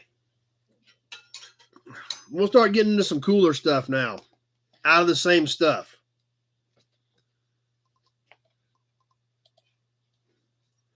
This one I think was a hubcap medallion. Mid-50s. Super killer graphics on this thing. It is actually pressed metal. Some of the paint is worn off, but it is a great piece. Awesome look to it. 3 3/8 in diameter on this Cadillac hubcap badge. I think this was a hubcap center. This thing has just a great look to it. 54, 5, 6, 7, somewhere in that window. This had tabs on the back to press it on the cap and hold it down. This is all stamped. You can look on the back and see how this is all embossed in it. Tractor Mike throwing another 5 out there. And like I said, I don't remember what I said. About 3 3/8 on the little Cadillac badge. Still has a decent amount of original paint in it. And really looks pretty good for its age, considering it was, I think, a hubcap badge. So let's get this thing rolling. Alex at 20 on the Cadillac badge.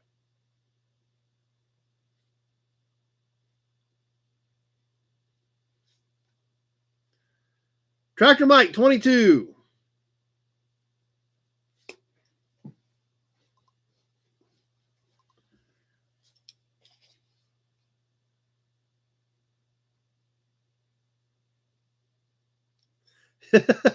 Tractor Mike didn't go to any other auctions this week, so he's bored.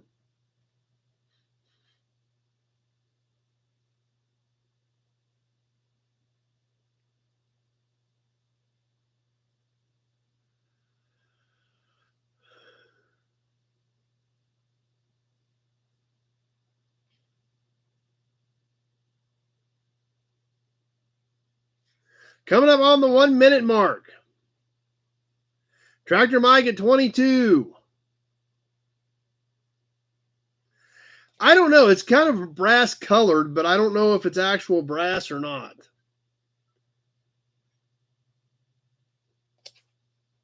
I know it looks cool.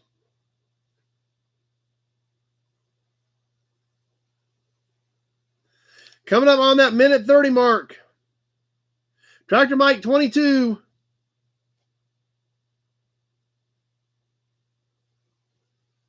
Minute 30 gone. 30 seconds left to go. Alex 25. Yeah, it's an original Cadillac piece. Alex at 25. Make a nice necklace. Yep.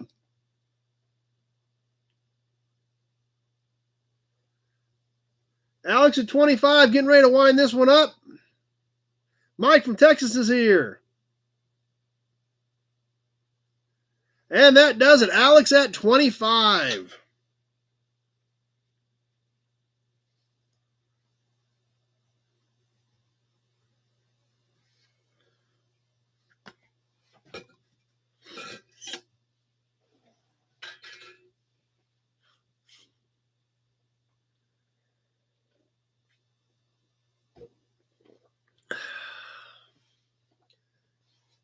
All right, you want to do a few more pieces out of that emblem and stuff, or do you want to do a license plate or something next? What do you guys think?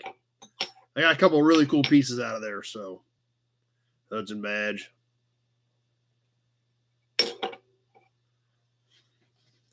Keep going with some of these badges and emblems. Don't have any more toys tonight. All right, I got a couple more pieces out of these boxes. This next one is really cool, and we love the odd stuff, the different stuff, the things you don't see, because that's what makes great display pieces, because a lot of people don't even know what the heck they are, including these next two pieces are great, guys. I hope that you guys like them as much as I do. This is a small sample of some of the stuff that's coming out of this box on this super cool Fraser badge. Look at this thing.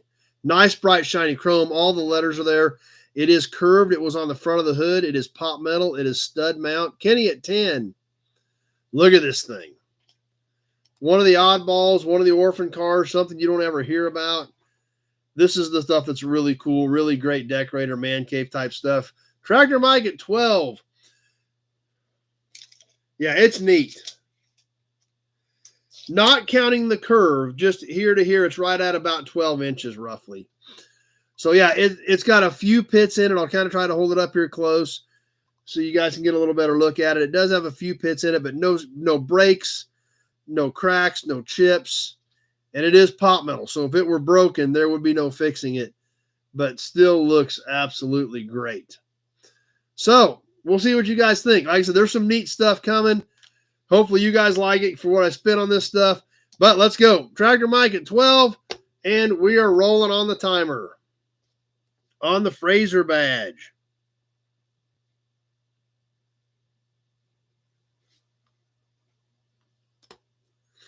Late 40s, 47, 48, 49, something like that, Kenny. They didn't make them all that many years.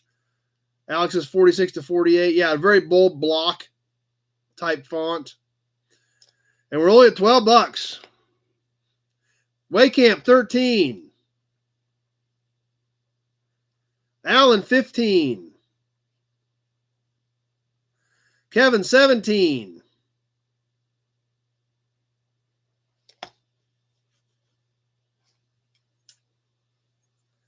Kenny, 18. We're getting there $1 at a time. I thought this would have been a little better I thought somebody would have jumped this one a little bit better. Kenny at 18. Almost to that 1 minute mark. 1 minute gone, 1 minute left to go. Alex at 25.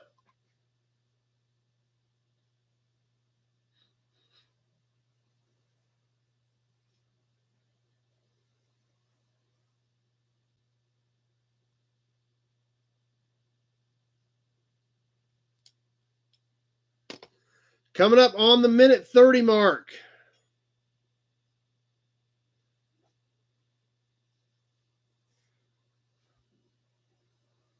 Minute 30 gone, 30 seconds left to go. Alex at 25.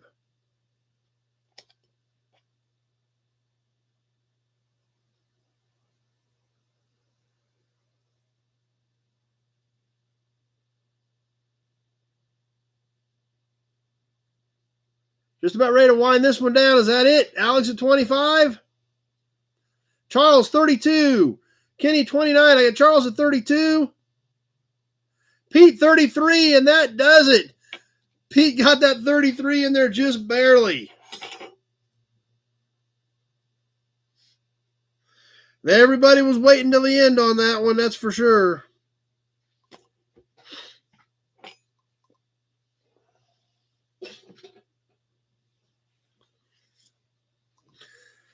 Okay, I got one more piece laid out. Just there again, I haven't sorted through a bunch of this stuff. I grabbed, obviously, just kind of a mixture here of some stuff.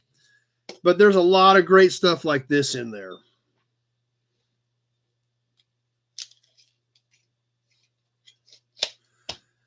Check out this horn button, guys.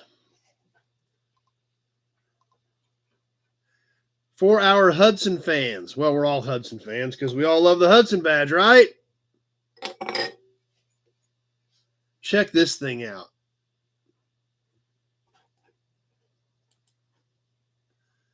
This thing's a beauty. I don't know for sure what year it is. Like I said, I just bought this stuff. Have not had time to look it up.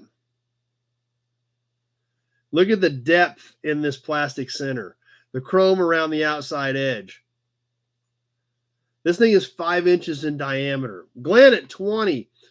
You can see how deep the plastic is back here. It's not busted up. It's got great color. I mean, just like I said, it's a stunning piece. Like I said, there's more cool stuff like this coming out of there. So I just hope I'm not in it all too deep. But like I said, it's about 5 inches in diameter. It's original clips. It's not busted up. It's got great depth. It's got great color. It's got great ornamentation. Not much else to say other than let's get this thing on the timer and see what happens. I got Kenny at 30.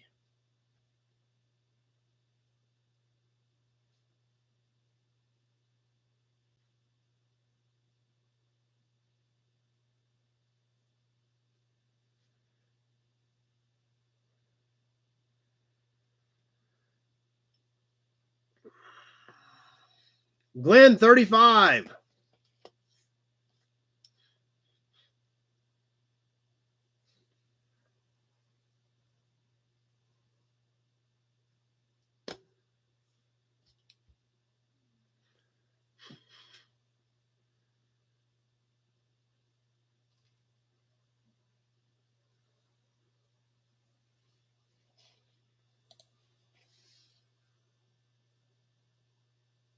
Coming up on the 1 minute mark, Glenn at 35.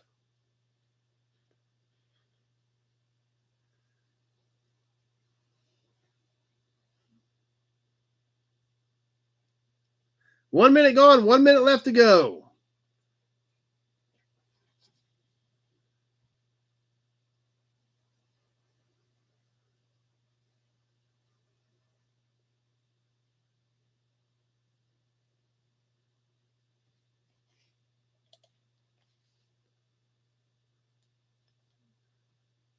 Coming up on the minute 30. And there it is, 30 seconds left. Minute 30 gone, 30 seconds left to go.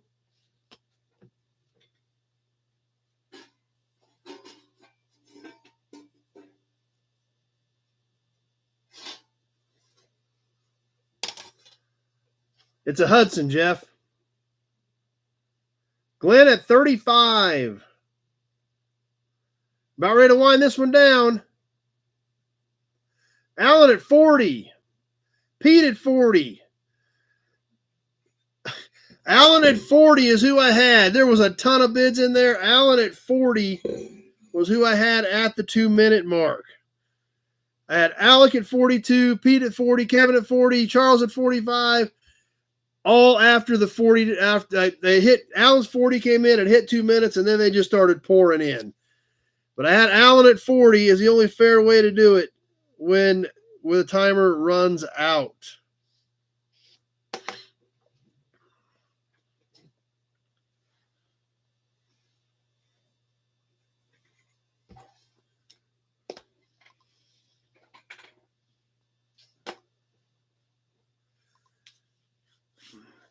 Okay.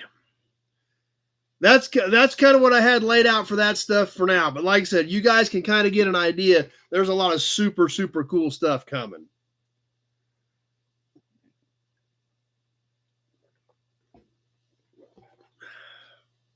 Let's catch another plate now. You bet, Rusty Oak. Like I said, there's some neat stuff coming. That's just, like I said, there's around 100 pieces in there. So that's just a tip of the iceberg. There's a lot of neat stuff coming in there. Let's get back to a plate, and this plate looks, I'm thinking, almost new.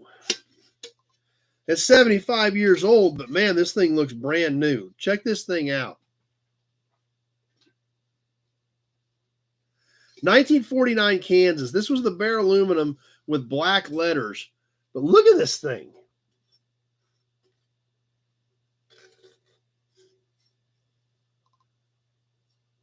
Look at the shine on this. I don't see screw holes on the top or the bottom. Look at the back of this plate. Loader Mike at 20. I think it might be a Newell stock one. I'm not sure. Alex at 50.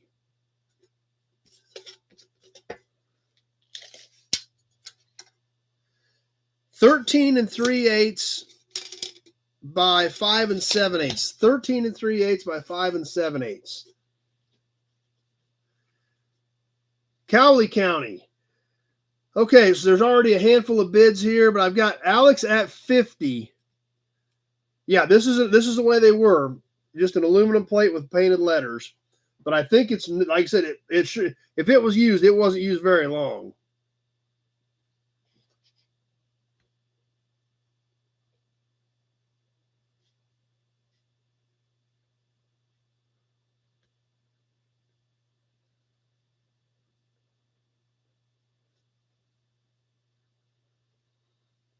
So yeah, this one looks great, and Alex is making a statement about it too, the way it looks. So Alex at 50. That may have just taken care of the whole auction there real quick.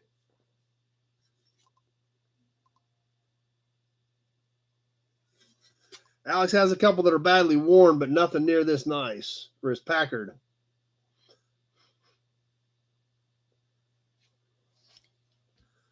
One minute gone, 1 minute left to go. If anybody's going to try to challenge Alex.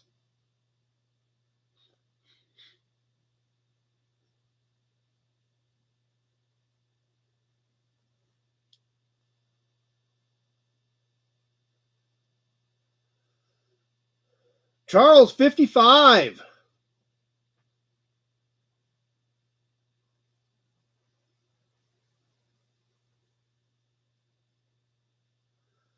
Minute 30 gone, 30 seconds left to go. Charles at 55.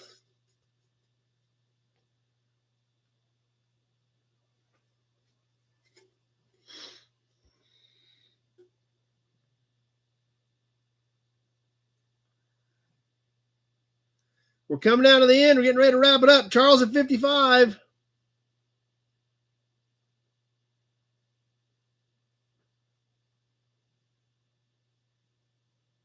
And that does it. Charles at 50. There was Alex's 60, 3 seconds too late. I was watching for you, Alex, and it was too late.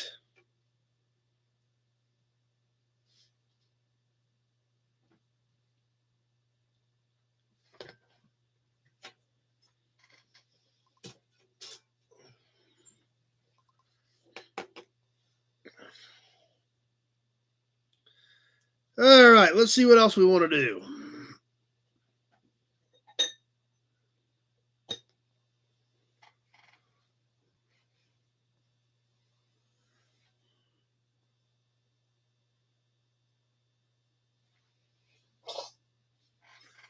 All right, let's catch another rerun from first part of March.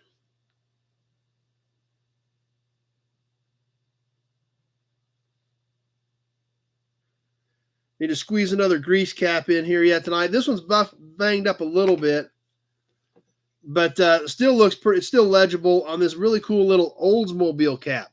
This is a smaller grease cap. You know, some of these grease caps we have are larger in size. This one's pretty small, even front and back.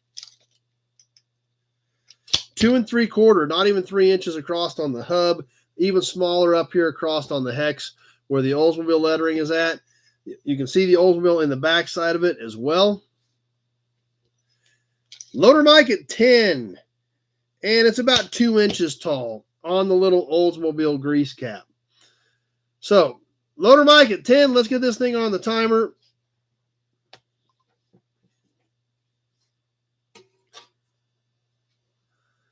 And see what happens.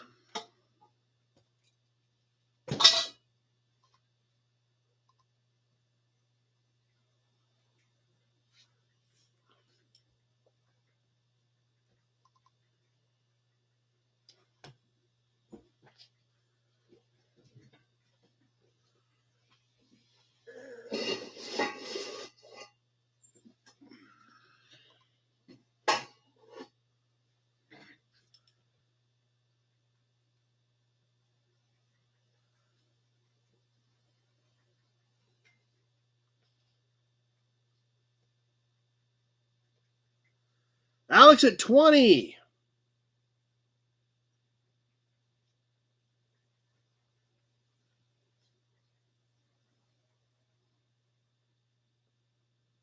1 minute gone, 1 minute left to go. Alex at 20.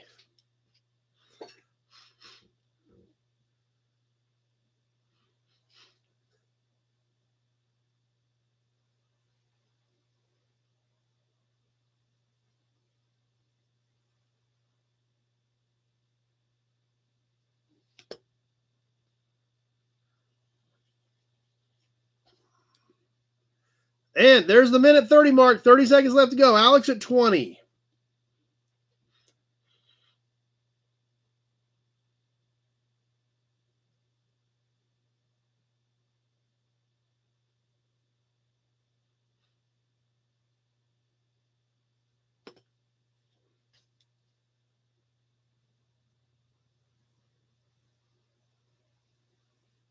Just about ready to wrap it up. Alex at 20. And that does it. Alex at 20.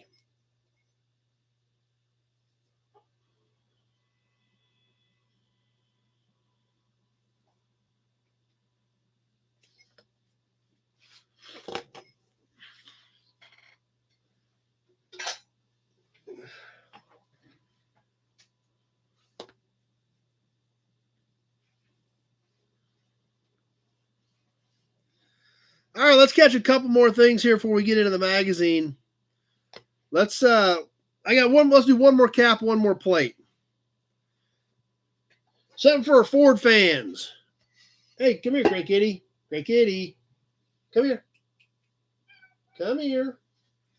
Come here. Come here. I don't think she likes the box sitting here. Come here. Nah, I don't think she likes the auction box over here for some reason. All right, couple more things, and we'll move on to the magazine. Something for our Ford fans to hang on the wall on another one of these dog dish caps. Hey, dum-dum. I think this is 52, 3, 4 era.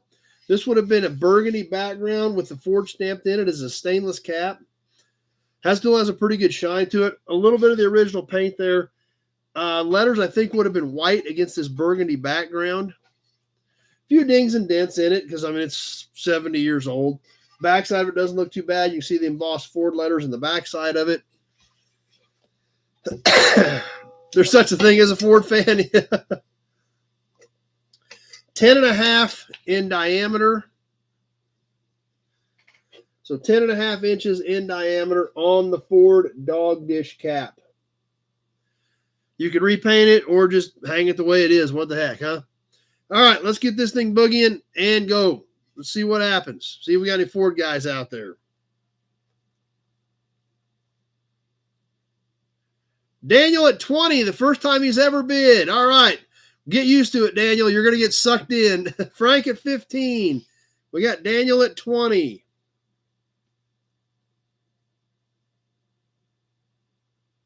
Chug for Daniel. All right, we'll give him the big badge.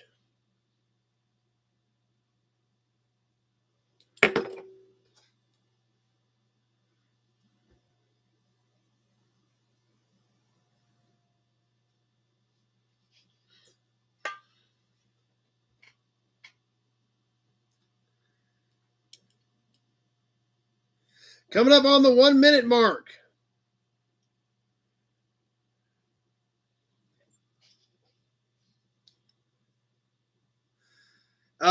It actually has let me, 1 minute gone, 1 minute left to go.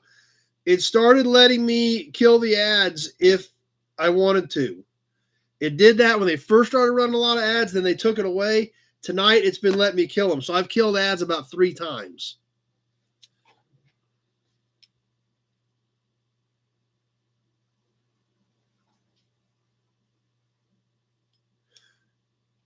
Coming up on the minute 30 mark. There's it is. Minute 30 gone. 30 seconds left to go. Rusty Oakie's got to jump off. Daniel still at 20.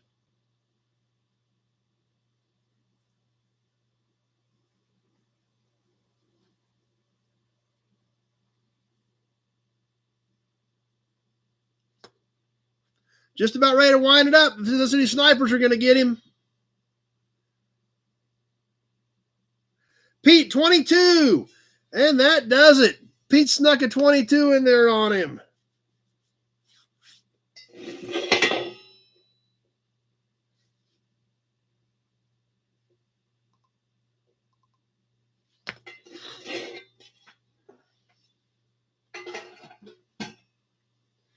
All right.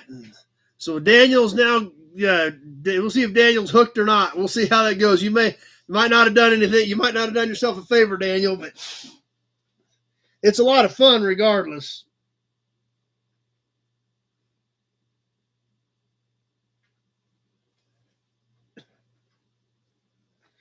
Kept rolling over my shoestring.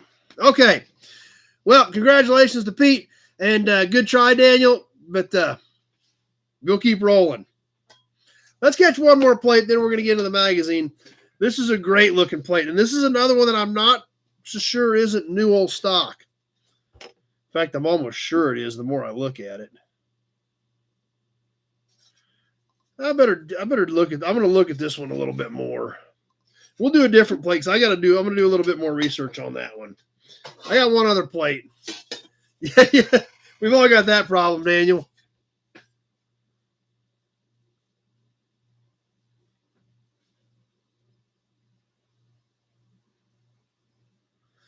All right, we haven't done any early plates, so we need to do an early plate yet tonight, and this will wrap it up. And it's a different state, and it's early.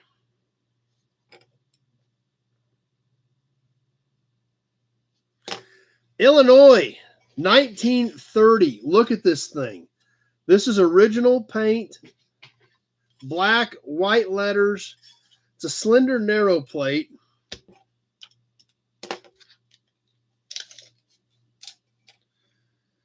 It is 13 5/8 long and 4 3/8 tall. So a little bit different here. Different state. With some definitely some serious age to it. Over 90 years old. Original paint. Even the white still looks pretty good. It does have some scuffs and some thin spots on the paint, but yeah, 6 holes, 1 in each corner, as well as the slotted around top. That's a very good point, Kenny. That is much better than rolling around on the floor with a leg locked up in a cramp. So yeah, and they do appear to be all factory holes when you look at them closer here. Alex at 25. Leo 10. I got Alex at 25. So good looking piece. ILL 30. Leo 26. Let's get this thing rolling and on the timer. Leo at 26, and we're live. Last piece of the night. We'll get to the magazine. Pappy at 28.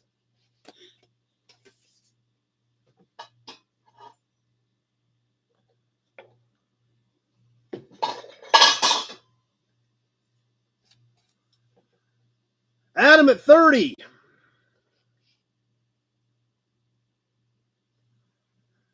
Yeah, I'm pretty sure it's all original paint, Alex. I'm sure you guys probably can't see it, but there is like some cracking in the white. Alex 32. So I'm sure it's original paint.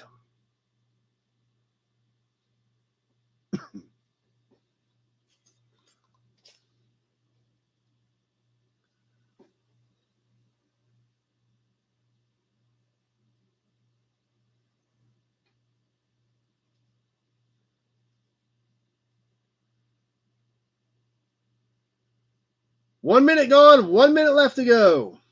Alex at 32.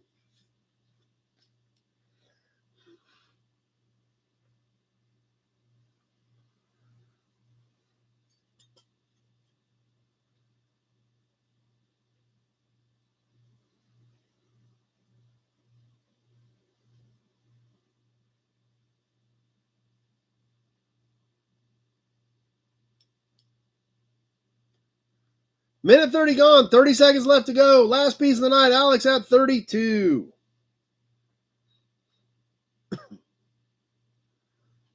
Adam at 33.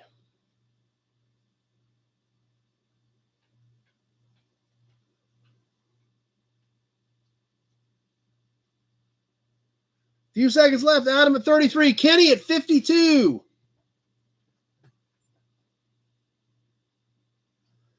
Alec at 38. That does it. Kenny at 52.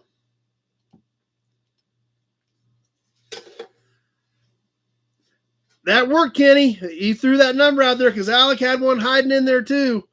And you had her covered up. So Kenny Peterson at 52.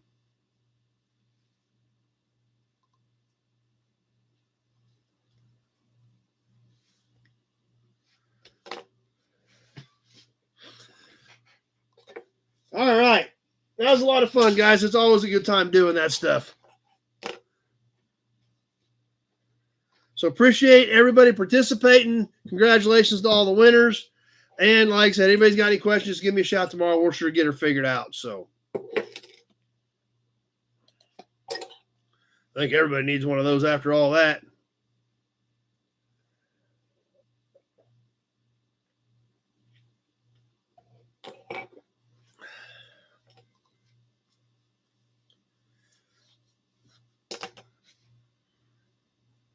No, Kenny knows he needs one. All right, let's get regrouped here. Get ready to do some magazine. No problem, Leo. Not a problem. No big deal. We'll get her all figured out.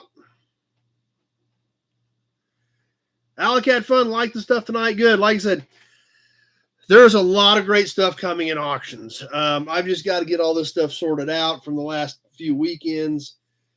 Obviously, the truck isn't even unloaded from this weekend yet and probably won't be for a few days. I just grabbed those couple boxes because I wanted to see what was all in them. And but there's a lot of neat stuff, and it's going to be a lot of fun. Some great Toy Tuesday stuff. A lot of cool stuff coming up. So anyhow, let's catch tonight's magazine. We are going to go back and finish up the magazine we started a few weeks ago from February of 1975. The issue of Hot Rod from February of 1975. You guys remember this, with a cover cost of $1. Jet dragsters and, of course, vans. It's 1975. They had to have a van mixed in there. Oh, by the way, I got a super cool van magazine from Bale & Wire this weekend. Can't wait to check that one out as well. So that plate was from, well, these last couple batches that I've had come in this year. So it's been here for a few months, but not very long. So we did the front half of this a few weeks back. Let's get into the back side of it and see what else was happening in 1975. Now, what's great is the stuff that I got from Bale & Wire, the ones we got from Glenn, we're really diversifying our magazines. Obviously, we've been working on one from 1913. So we've got a solid 100 years of stuff to work with as we kind of pick and choose some cool stuff. I got one from Bale & Wire this weekend that the whole front cover of the magazine talks about if you want to sign up to become an Auburn dealer. I can't wait to get into some of this stuff. That's how cool it is. So we're going to go ahead and start into the magazine where we left off last time.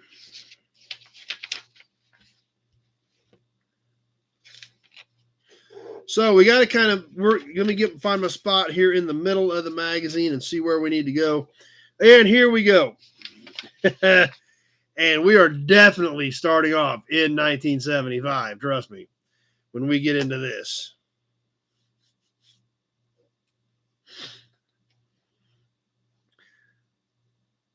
Okay. Oh, it looks like, oh, there's ads coming. And let me see if I can get to it. There's that. No, I lost the box. So there's probably going to be a few ads coming. But we're going to go ahead and get started. I'm sure some of you are going to see some ads here in a second. But like I said, we are in 1975, and Vinnie Bergman incorporates all the trick stuff, every color of the rainbow, and even carries 2 stewardesses to SoCal truck ins. So check this baby out. Color Me Custom. We are definitely in 1975 with Vinnie Bergamon's California van and his two stewardesses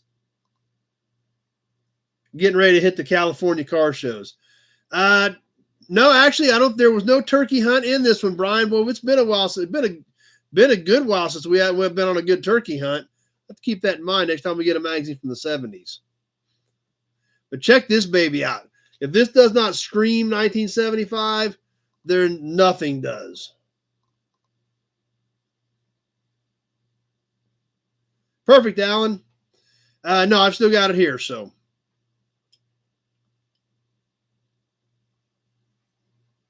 And that's right, Randy. Vans are making a comeback. But I thought this one was super cool.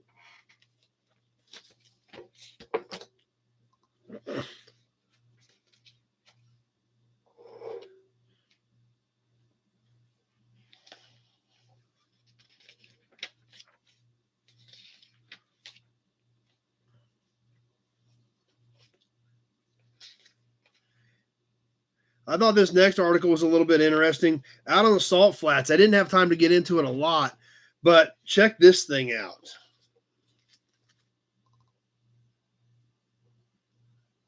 Supercharged, streamlined dragster for the salt flats.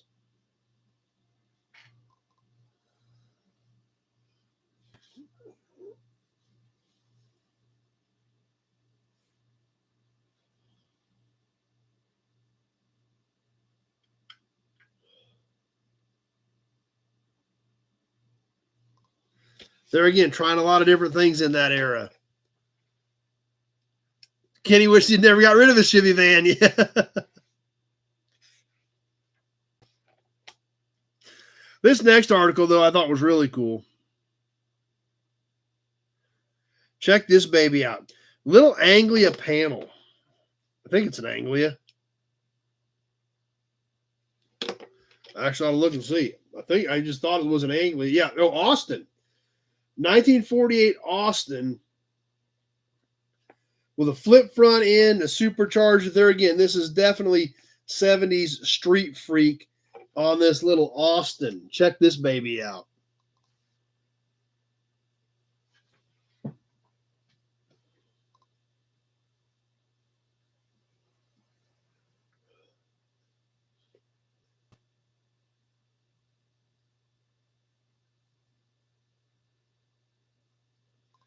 One thing about it is it definitely gives us the period when we start looking at some of those pictures.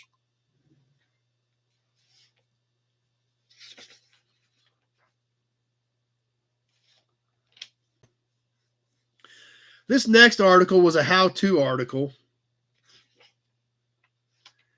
And the only reason I wanted to bring it up is because of what they were doing. Try driving lights for superior night vision on the open road or off-road. These accessory driving lights are plenty strong, even when they're off.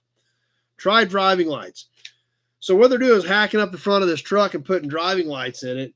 But look at what they're doing. Let's see if I can get a good shot at it. They're hacking up the nose on a Bronco.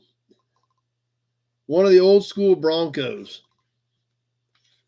Obviously not something, that would just be hacked on today. Obviously would be done a little more precision for what these things are bringing. But back then, just old off-road vehicles, nobody really cared.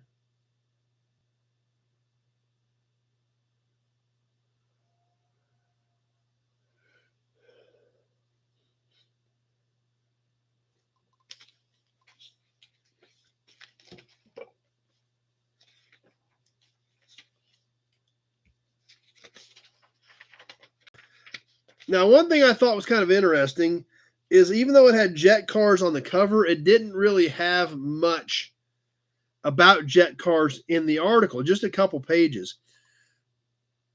But that's right, Randy. It was back then, that was a normal vehicle. It could be a 66, 67, 68, 10-year-old vehicle. Who cared? Yep. So for having jet cars on the cover, there really isn't much in here, but there is a couple of great full color pictures that are well worth checking out.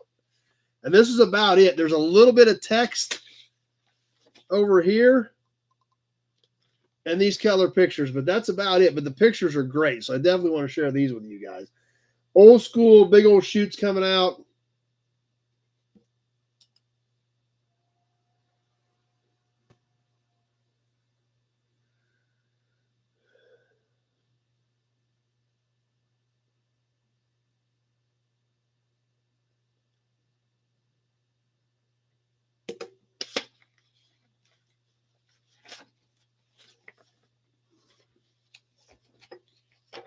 Oh, and by the way, we've got classifieds in here too tonight. So we got, I think, one more article. Then we're going to catch regular ads, and then we got classifieds, which is always fun.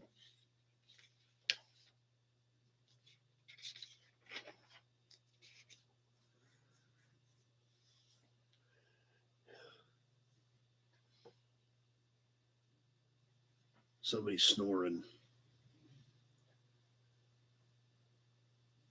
I think it's a gray kitty. I can hear gray kitty snoring over there. The next article is something today that is extremely common, but was very new at the time. Bed covers. Obviously, you can get all kinds of bed covers today, from soft ones to solid ones. And that's what this is, putting a lid on your pickup and doing a tonneau cover on it.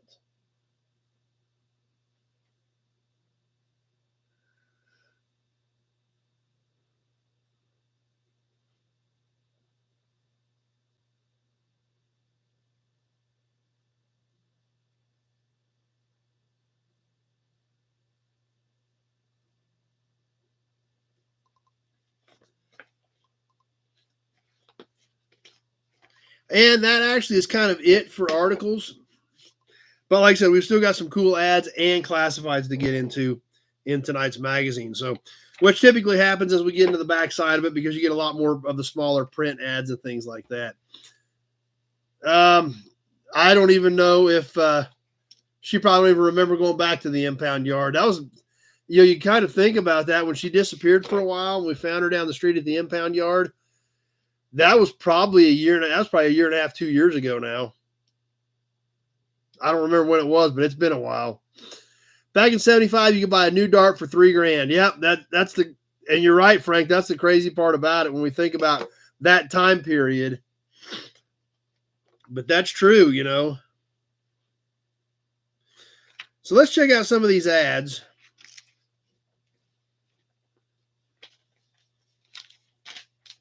The first one, full color ad from Oldsmobile.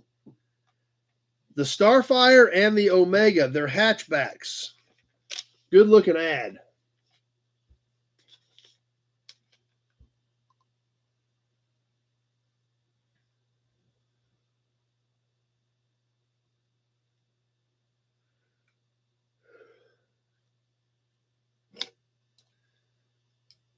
New 70 Monte Carlo for $2,800. That's crazy.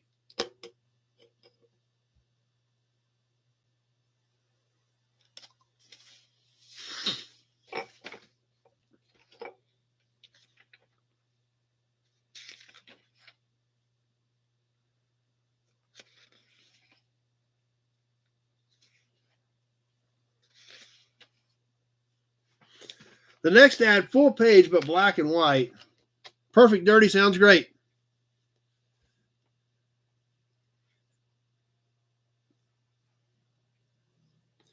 This next ad, with Richard Petty's endorsement, if you really want to learn how to repair cars, check out NRI Home Training.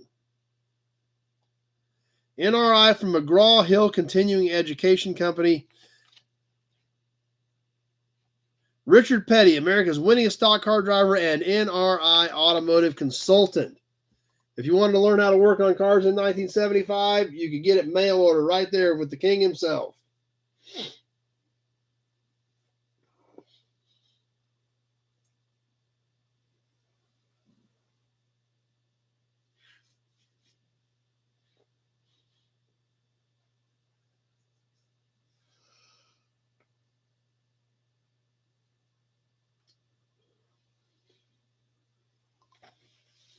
Pete even remembers that ad.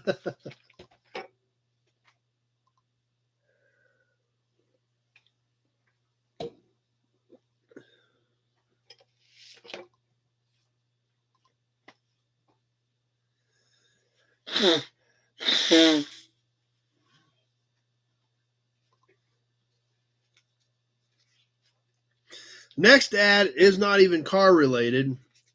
However, I think it could definitely be 1975 related. And this is not a full page ad. It's just a small one, but it is so 70s that I thought it was well worth checking out.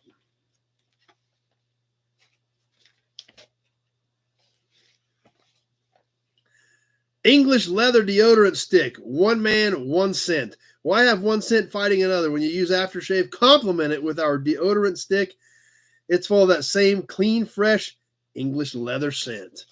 Check that out over here along this side. There again, English leather. If that ain't 1975 driving a van, I don't know what is.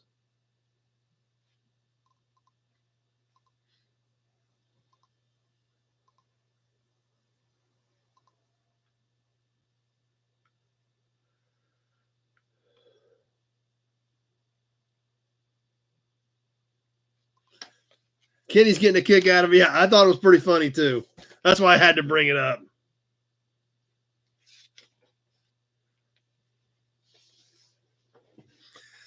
Now, one more ad that I want to share with you, and this is a sign of the times. Almost as bad as Brute, yeah.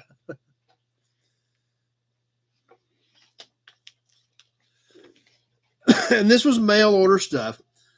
And we're in 1975.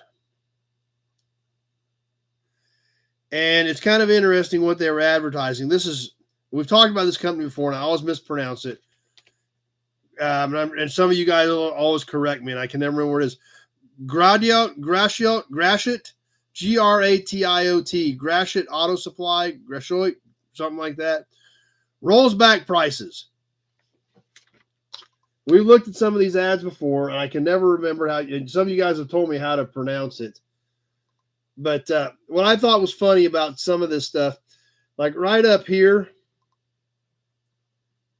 the little Pinto, I got to read that to you. Pinto hot pants. You can order the Pinto hot pants kit. Trans Am look, no holes to drill. Kit includes front and rear spoilers, side panels, and wheel flares. $79.95. Gratiot. There we go. Thanks, Randy. So you could get your Pinto hot pants accessory package complete with spoilers and ground effects for $79.95. Yeah, there you go. I always screw it up. You guys always are there to make sure I get it right. So I appreciate that.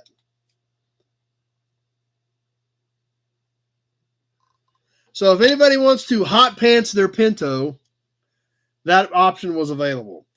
And then, of course, headers. Oh, Pinto console. Ooh, they had all kinds of good stuff here. You could also get a Pinto console with electric clock for $29.95. Something for Tractor Mike. There you go.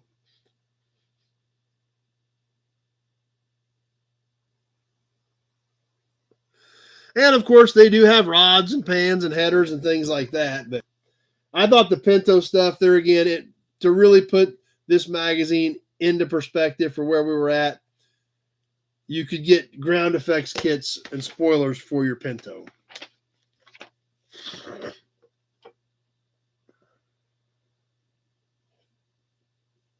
Bill Wagman's back. Closest finish in NASCAR history.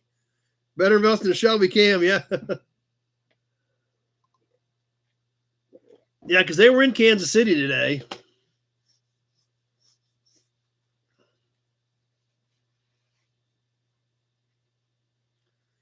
So Randy's familiar with him. Home of the Ram Chargers. Spent some money with him back in the day. Carb intake and headers, $299.85. That was a lot of money back then, though.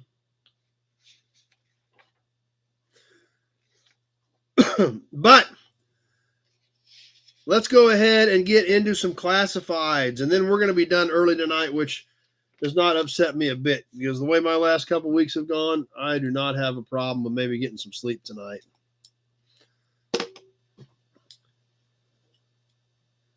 But anyway, in the Hot Rod Mart, what was available in the Hot Rod Mart in 1975?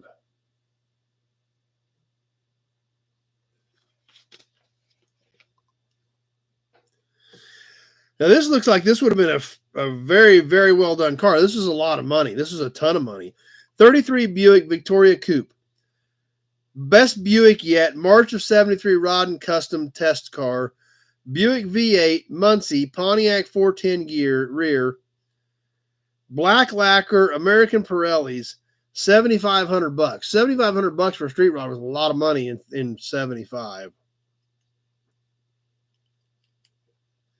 Wanted, Pontiac 421 Super Duty parts, rods, Ram Air 4 heads, and 4-bolt 400 and 455 blocks. Wanted, 34 Ford 3-window rumble seat coupe.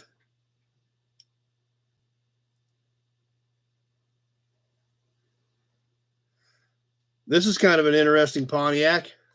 This one does have a picture as well. 70 Grand Prix SJ 455 4-speed. $3,250. Bill Wackerman remembers reading this one in high school. So there's a 455 4-speed Grand Prix. $3,000. And we're still wanting the same things today. That's right.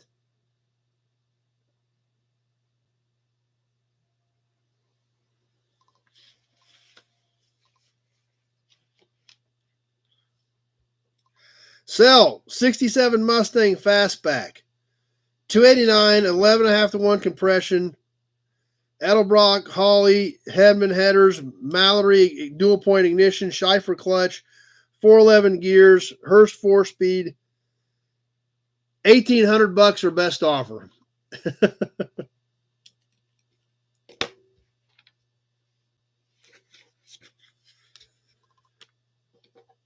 So that little fastback was a whopping $1,800 with a 289 and a 4-speed. Joe's Classics is here.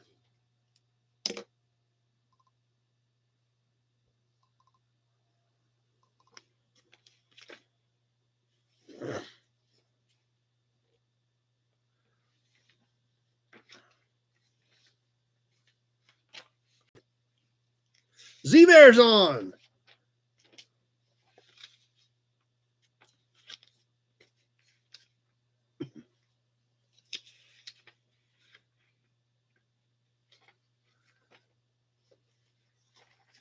Okay, let's catch some more classifieds.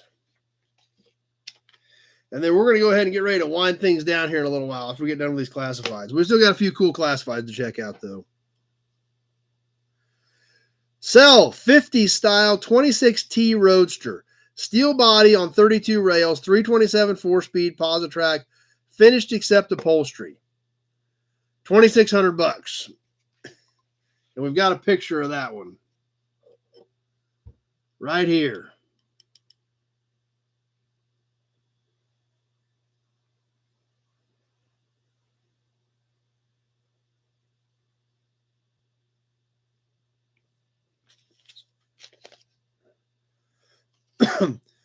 The next one, sell Froggy hand-built C-cab truck. Fiberglass body, mahogany trim, 292 Chevy, 350 turbo, two 550 Hollies, Corvette rear, black lacquer, gold velvet. Seen at Tulsa Nats in 72. So any of the Tulsa guys remember seeing that in 1972? $4,200 for the custom-built C-cab named Froggy.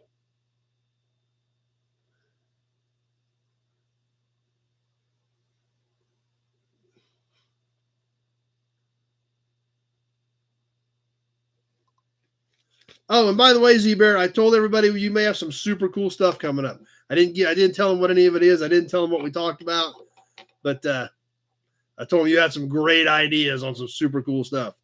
Get another Hudson badge in there.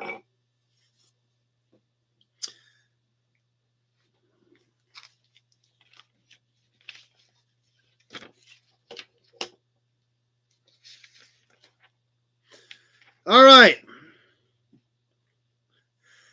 Now you guys can really start getting ready to cry as we get in a few more of these. Sell 1967 Shelby Cobra GT 500.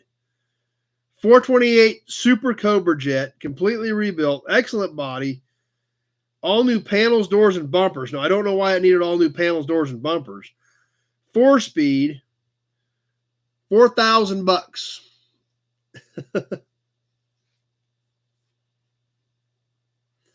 75 was working for Bausch and Lomb, making $5.25 an hour, which is great because that really puts it into perspective, Frank.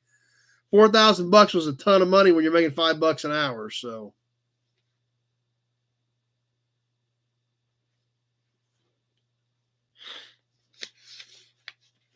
oh, there is a picture of it. 67 GT 500, $4,000. 428 Super Cobra Jet 4-speed.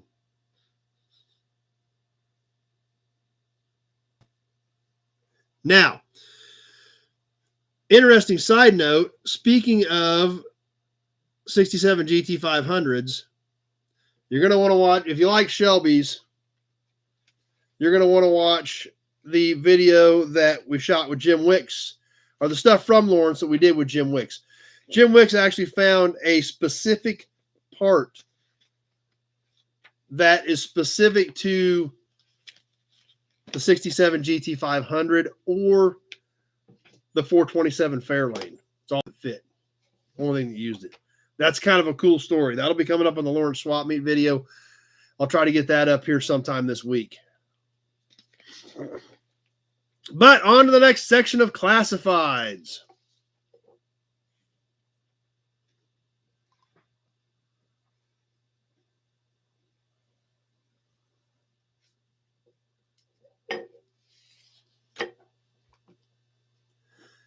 Couple more that do not have prices on them.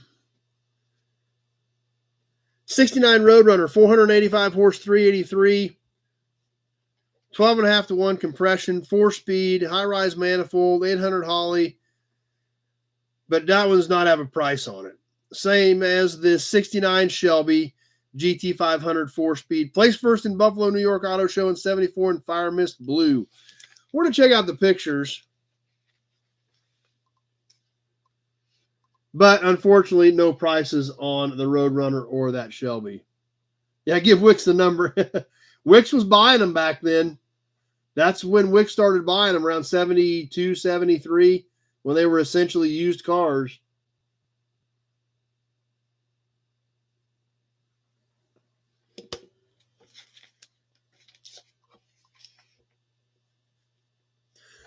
Sell another 1967 Shelby GT 500.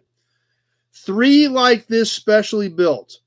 Original condition, medium riser, 427.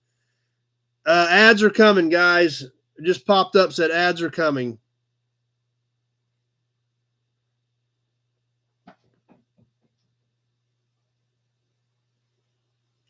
You clear or do you got ads?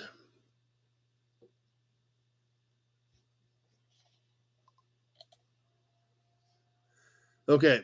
We must be good. All right, perfect. 1967 GT 500. I don't know what the 3 like this specially built were, but medium riser 427, NASCAR 4-speed, new paint, new tires, 35,000 miles, excellent condition, $5,000.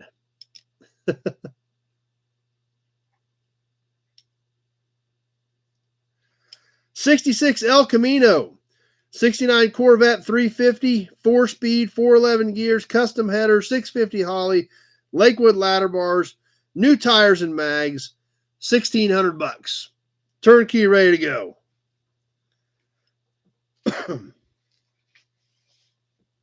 Yeah, these classifieds are kind of depressing, yeah. Sell 65 Chevelle, 350, 450 horse, Rock Crusher M22, Holly, Hooker, XL, Sun, Crower. Built for competition and could be streeted. $2,000. So, We're going to look at the pictures of these last couple right here. That's right. Gotta love El Caminos. There's the GT500, the El Camino, and the Chevelle. One of these days, we're going to do a video on Tractor Mike's El Camino. Tractor Mike's got a killer El Camino he just bought.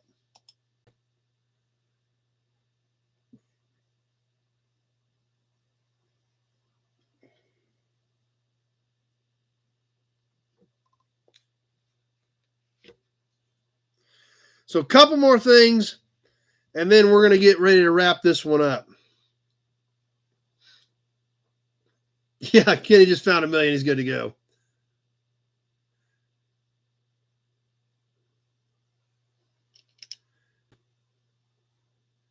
'65 Chevelle, two-door wagon, original owner, 3-speed, pause traction with a 70 LT1 350 engine, $2,000.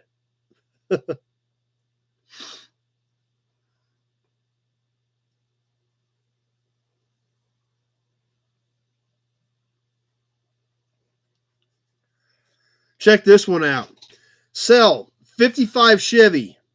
It's a two-door post. It's got a picture. Nice. Sounds good, Austin. 55 Chevy, two-door post, shag carpeting, 4-speed, bucket seats, tape deck, and AM/FM. All new tires, $396, $1,800.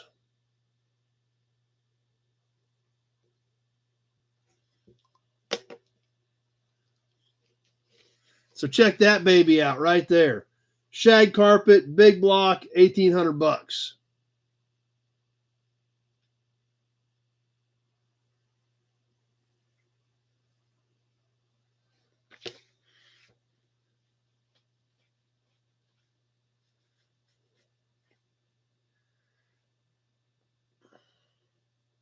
Sell 35 Olds, two-door coupe, candy apple red, new interior, 57 Olds, engine with a J2 on it, 65 Corvette 4-speed, radio tack gauges, excellent condition, $2,500.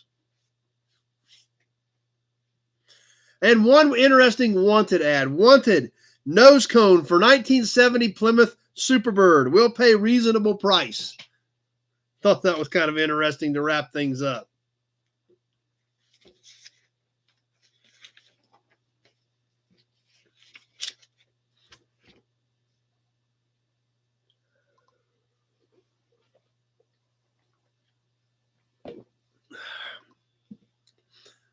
Yeah, that El Camino is slick. I don't know if I've got a recent picture of. I know Mike sent me a picture of, but it's been a while back. So,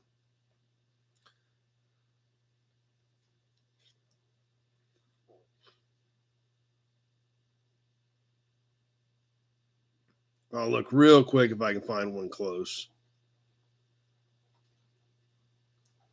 because it is pretty cool. It's a great looking car.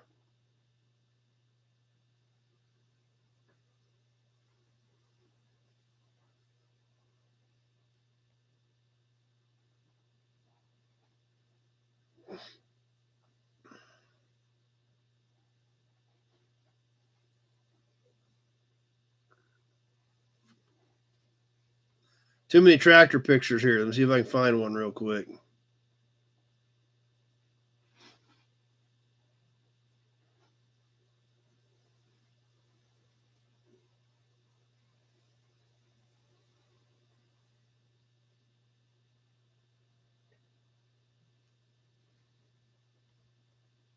Okay, he sent me in. Okay, he's got one kind of here.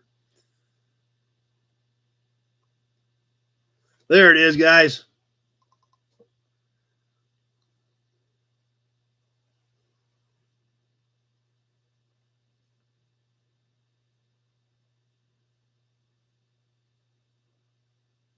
And that thing is slick.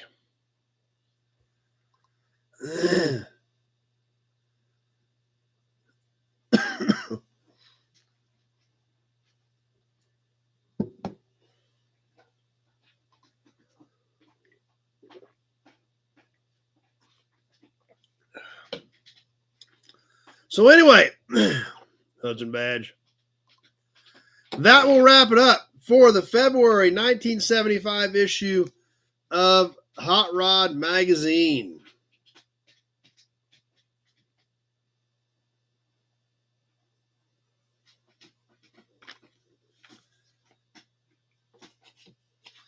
And with that, we'll go ahead and get ready to start winding down for tonight, which, like I said, is perfectly fine with me the way the last couple weeks have gone for me. I am definitely looking forward to getting a little bit of rest, getting back on a normal schedule here for the next few weeks and trying to get some things done. I basically haven't even done anything at the yard since before you guys were here. These last couple weeks, I'll run out and grab parts that need to be packaged and then right back into town and package them. So I've got to get some stuff done out there. Got to start picking up some of these cars, especially with all the rest of the stuff I've got to go look at coming up. Need to gain some headway there. But lots of things happening and just need to get a few things squared up and caught up. But anyway, what's coming up this week? I need to get that Lawrence swap meet video put together. I'll probably just go ahead and throw the swap meet video up. And then do another video after we get everything unloaded and get into some of the specifics of what we brought home. And so we'll probably do that in 2 separate videos. The dart that Dad bought today, we got to do a video on it. I did a quick short on it. Nice, Joe. That sounds good. 3 shoe boxes coming in. I did a short on the dart. I'll probably throw that short up tomorrow, but we'll need to get a full video on that dart. That is such a good car. Factory V8, 8 3/4 rear. 1 spot of rust about this big in the right rear quarter. Interior's all there. All the trim, the entire car, the trim's off the car, all piled in boxes inside of the car. So looks like a really, really good car. So we'll need to get that one done, plus all this other new inventory that's been coming in. You know, I haven't done the Camaros yet. We've got the 68 Camaro, the 71 Camaro, the 55 Chevys that Tractor Mike brought, the Studebaker truck that Rico brought, the 39 Buick, the 53 Dodge pickup. So, man, there's a lot of stuff going on. So hopefully I can get a few things caught up this week and get at least a few things squared away. So, and you guys that that paid later in the week, I will definitely get that stuff out this week on the way to you. As always, if you got any questions, always give me a shout. So, with that, I think we'll get ready to wrap up episode number 210 for this evening. And we'll do some more cool stuff Tuesday night. Sweet Z-Bear, I have not shipped that stuff either. But I will get it out this week too, Z-Bear, because like I said, the way last week got out of hand trying to get out of town. Your stuff is on the shipping bench, so I will get it out to you this week. But anyway, Toy Tuesday, I don't know what we'll do yet. I got a ton of stuff to do there too. We got more stuff from the last swap meet, more stuff from the last auctions. We've got a lot of cool stuff to cover on Toy Tuesday. Still need to do a Toy Tuesday live from the cockpit. I keep promising you that. I don't know if that will be this week, but I will try to get that done here in the next couple weeks, where we'll do a live Toy Tuesday from the cockpit. So we got, there's just a lot of stuff going. I've got content for my buddy's yard. I've got all this new inventory coming in. We haven't done a live in a few months. We need to get a live worked in here sometime in the near future. I've got that 72 International 4-wheel drive. That is still out back. Yep, I've still got that truck. So I need to squeeze a live in because we try to do those every few months, and it's been 2.5 months since we've done one, as things have kind of shuffled around and changed. So tons of things coming up, but it'll all be good. Anyway, I guess with that, we'll go ahead and wind this one down. Stay tuned. Yeah, no problem, Greg.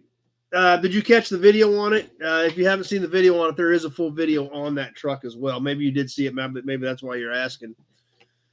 But we'll see how things shake out.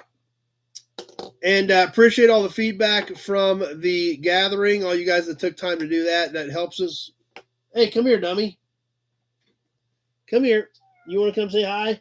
Nope, you're wandering back off again.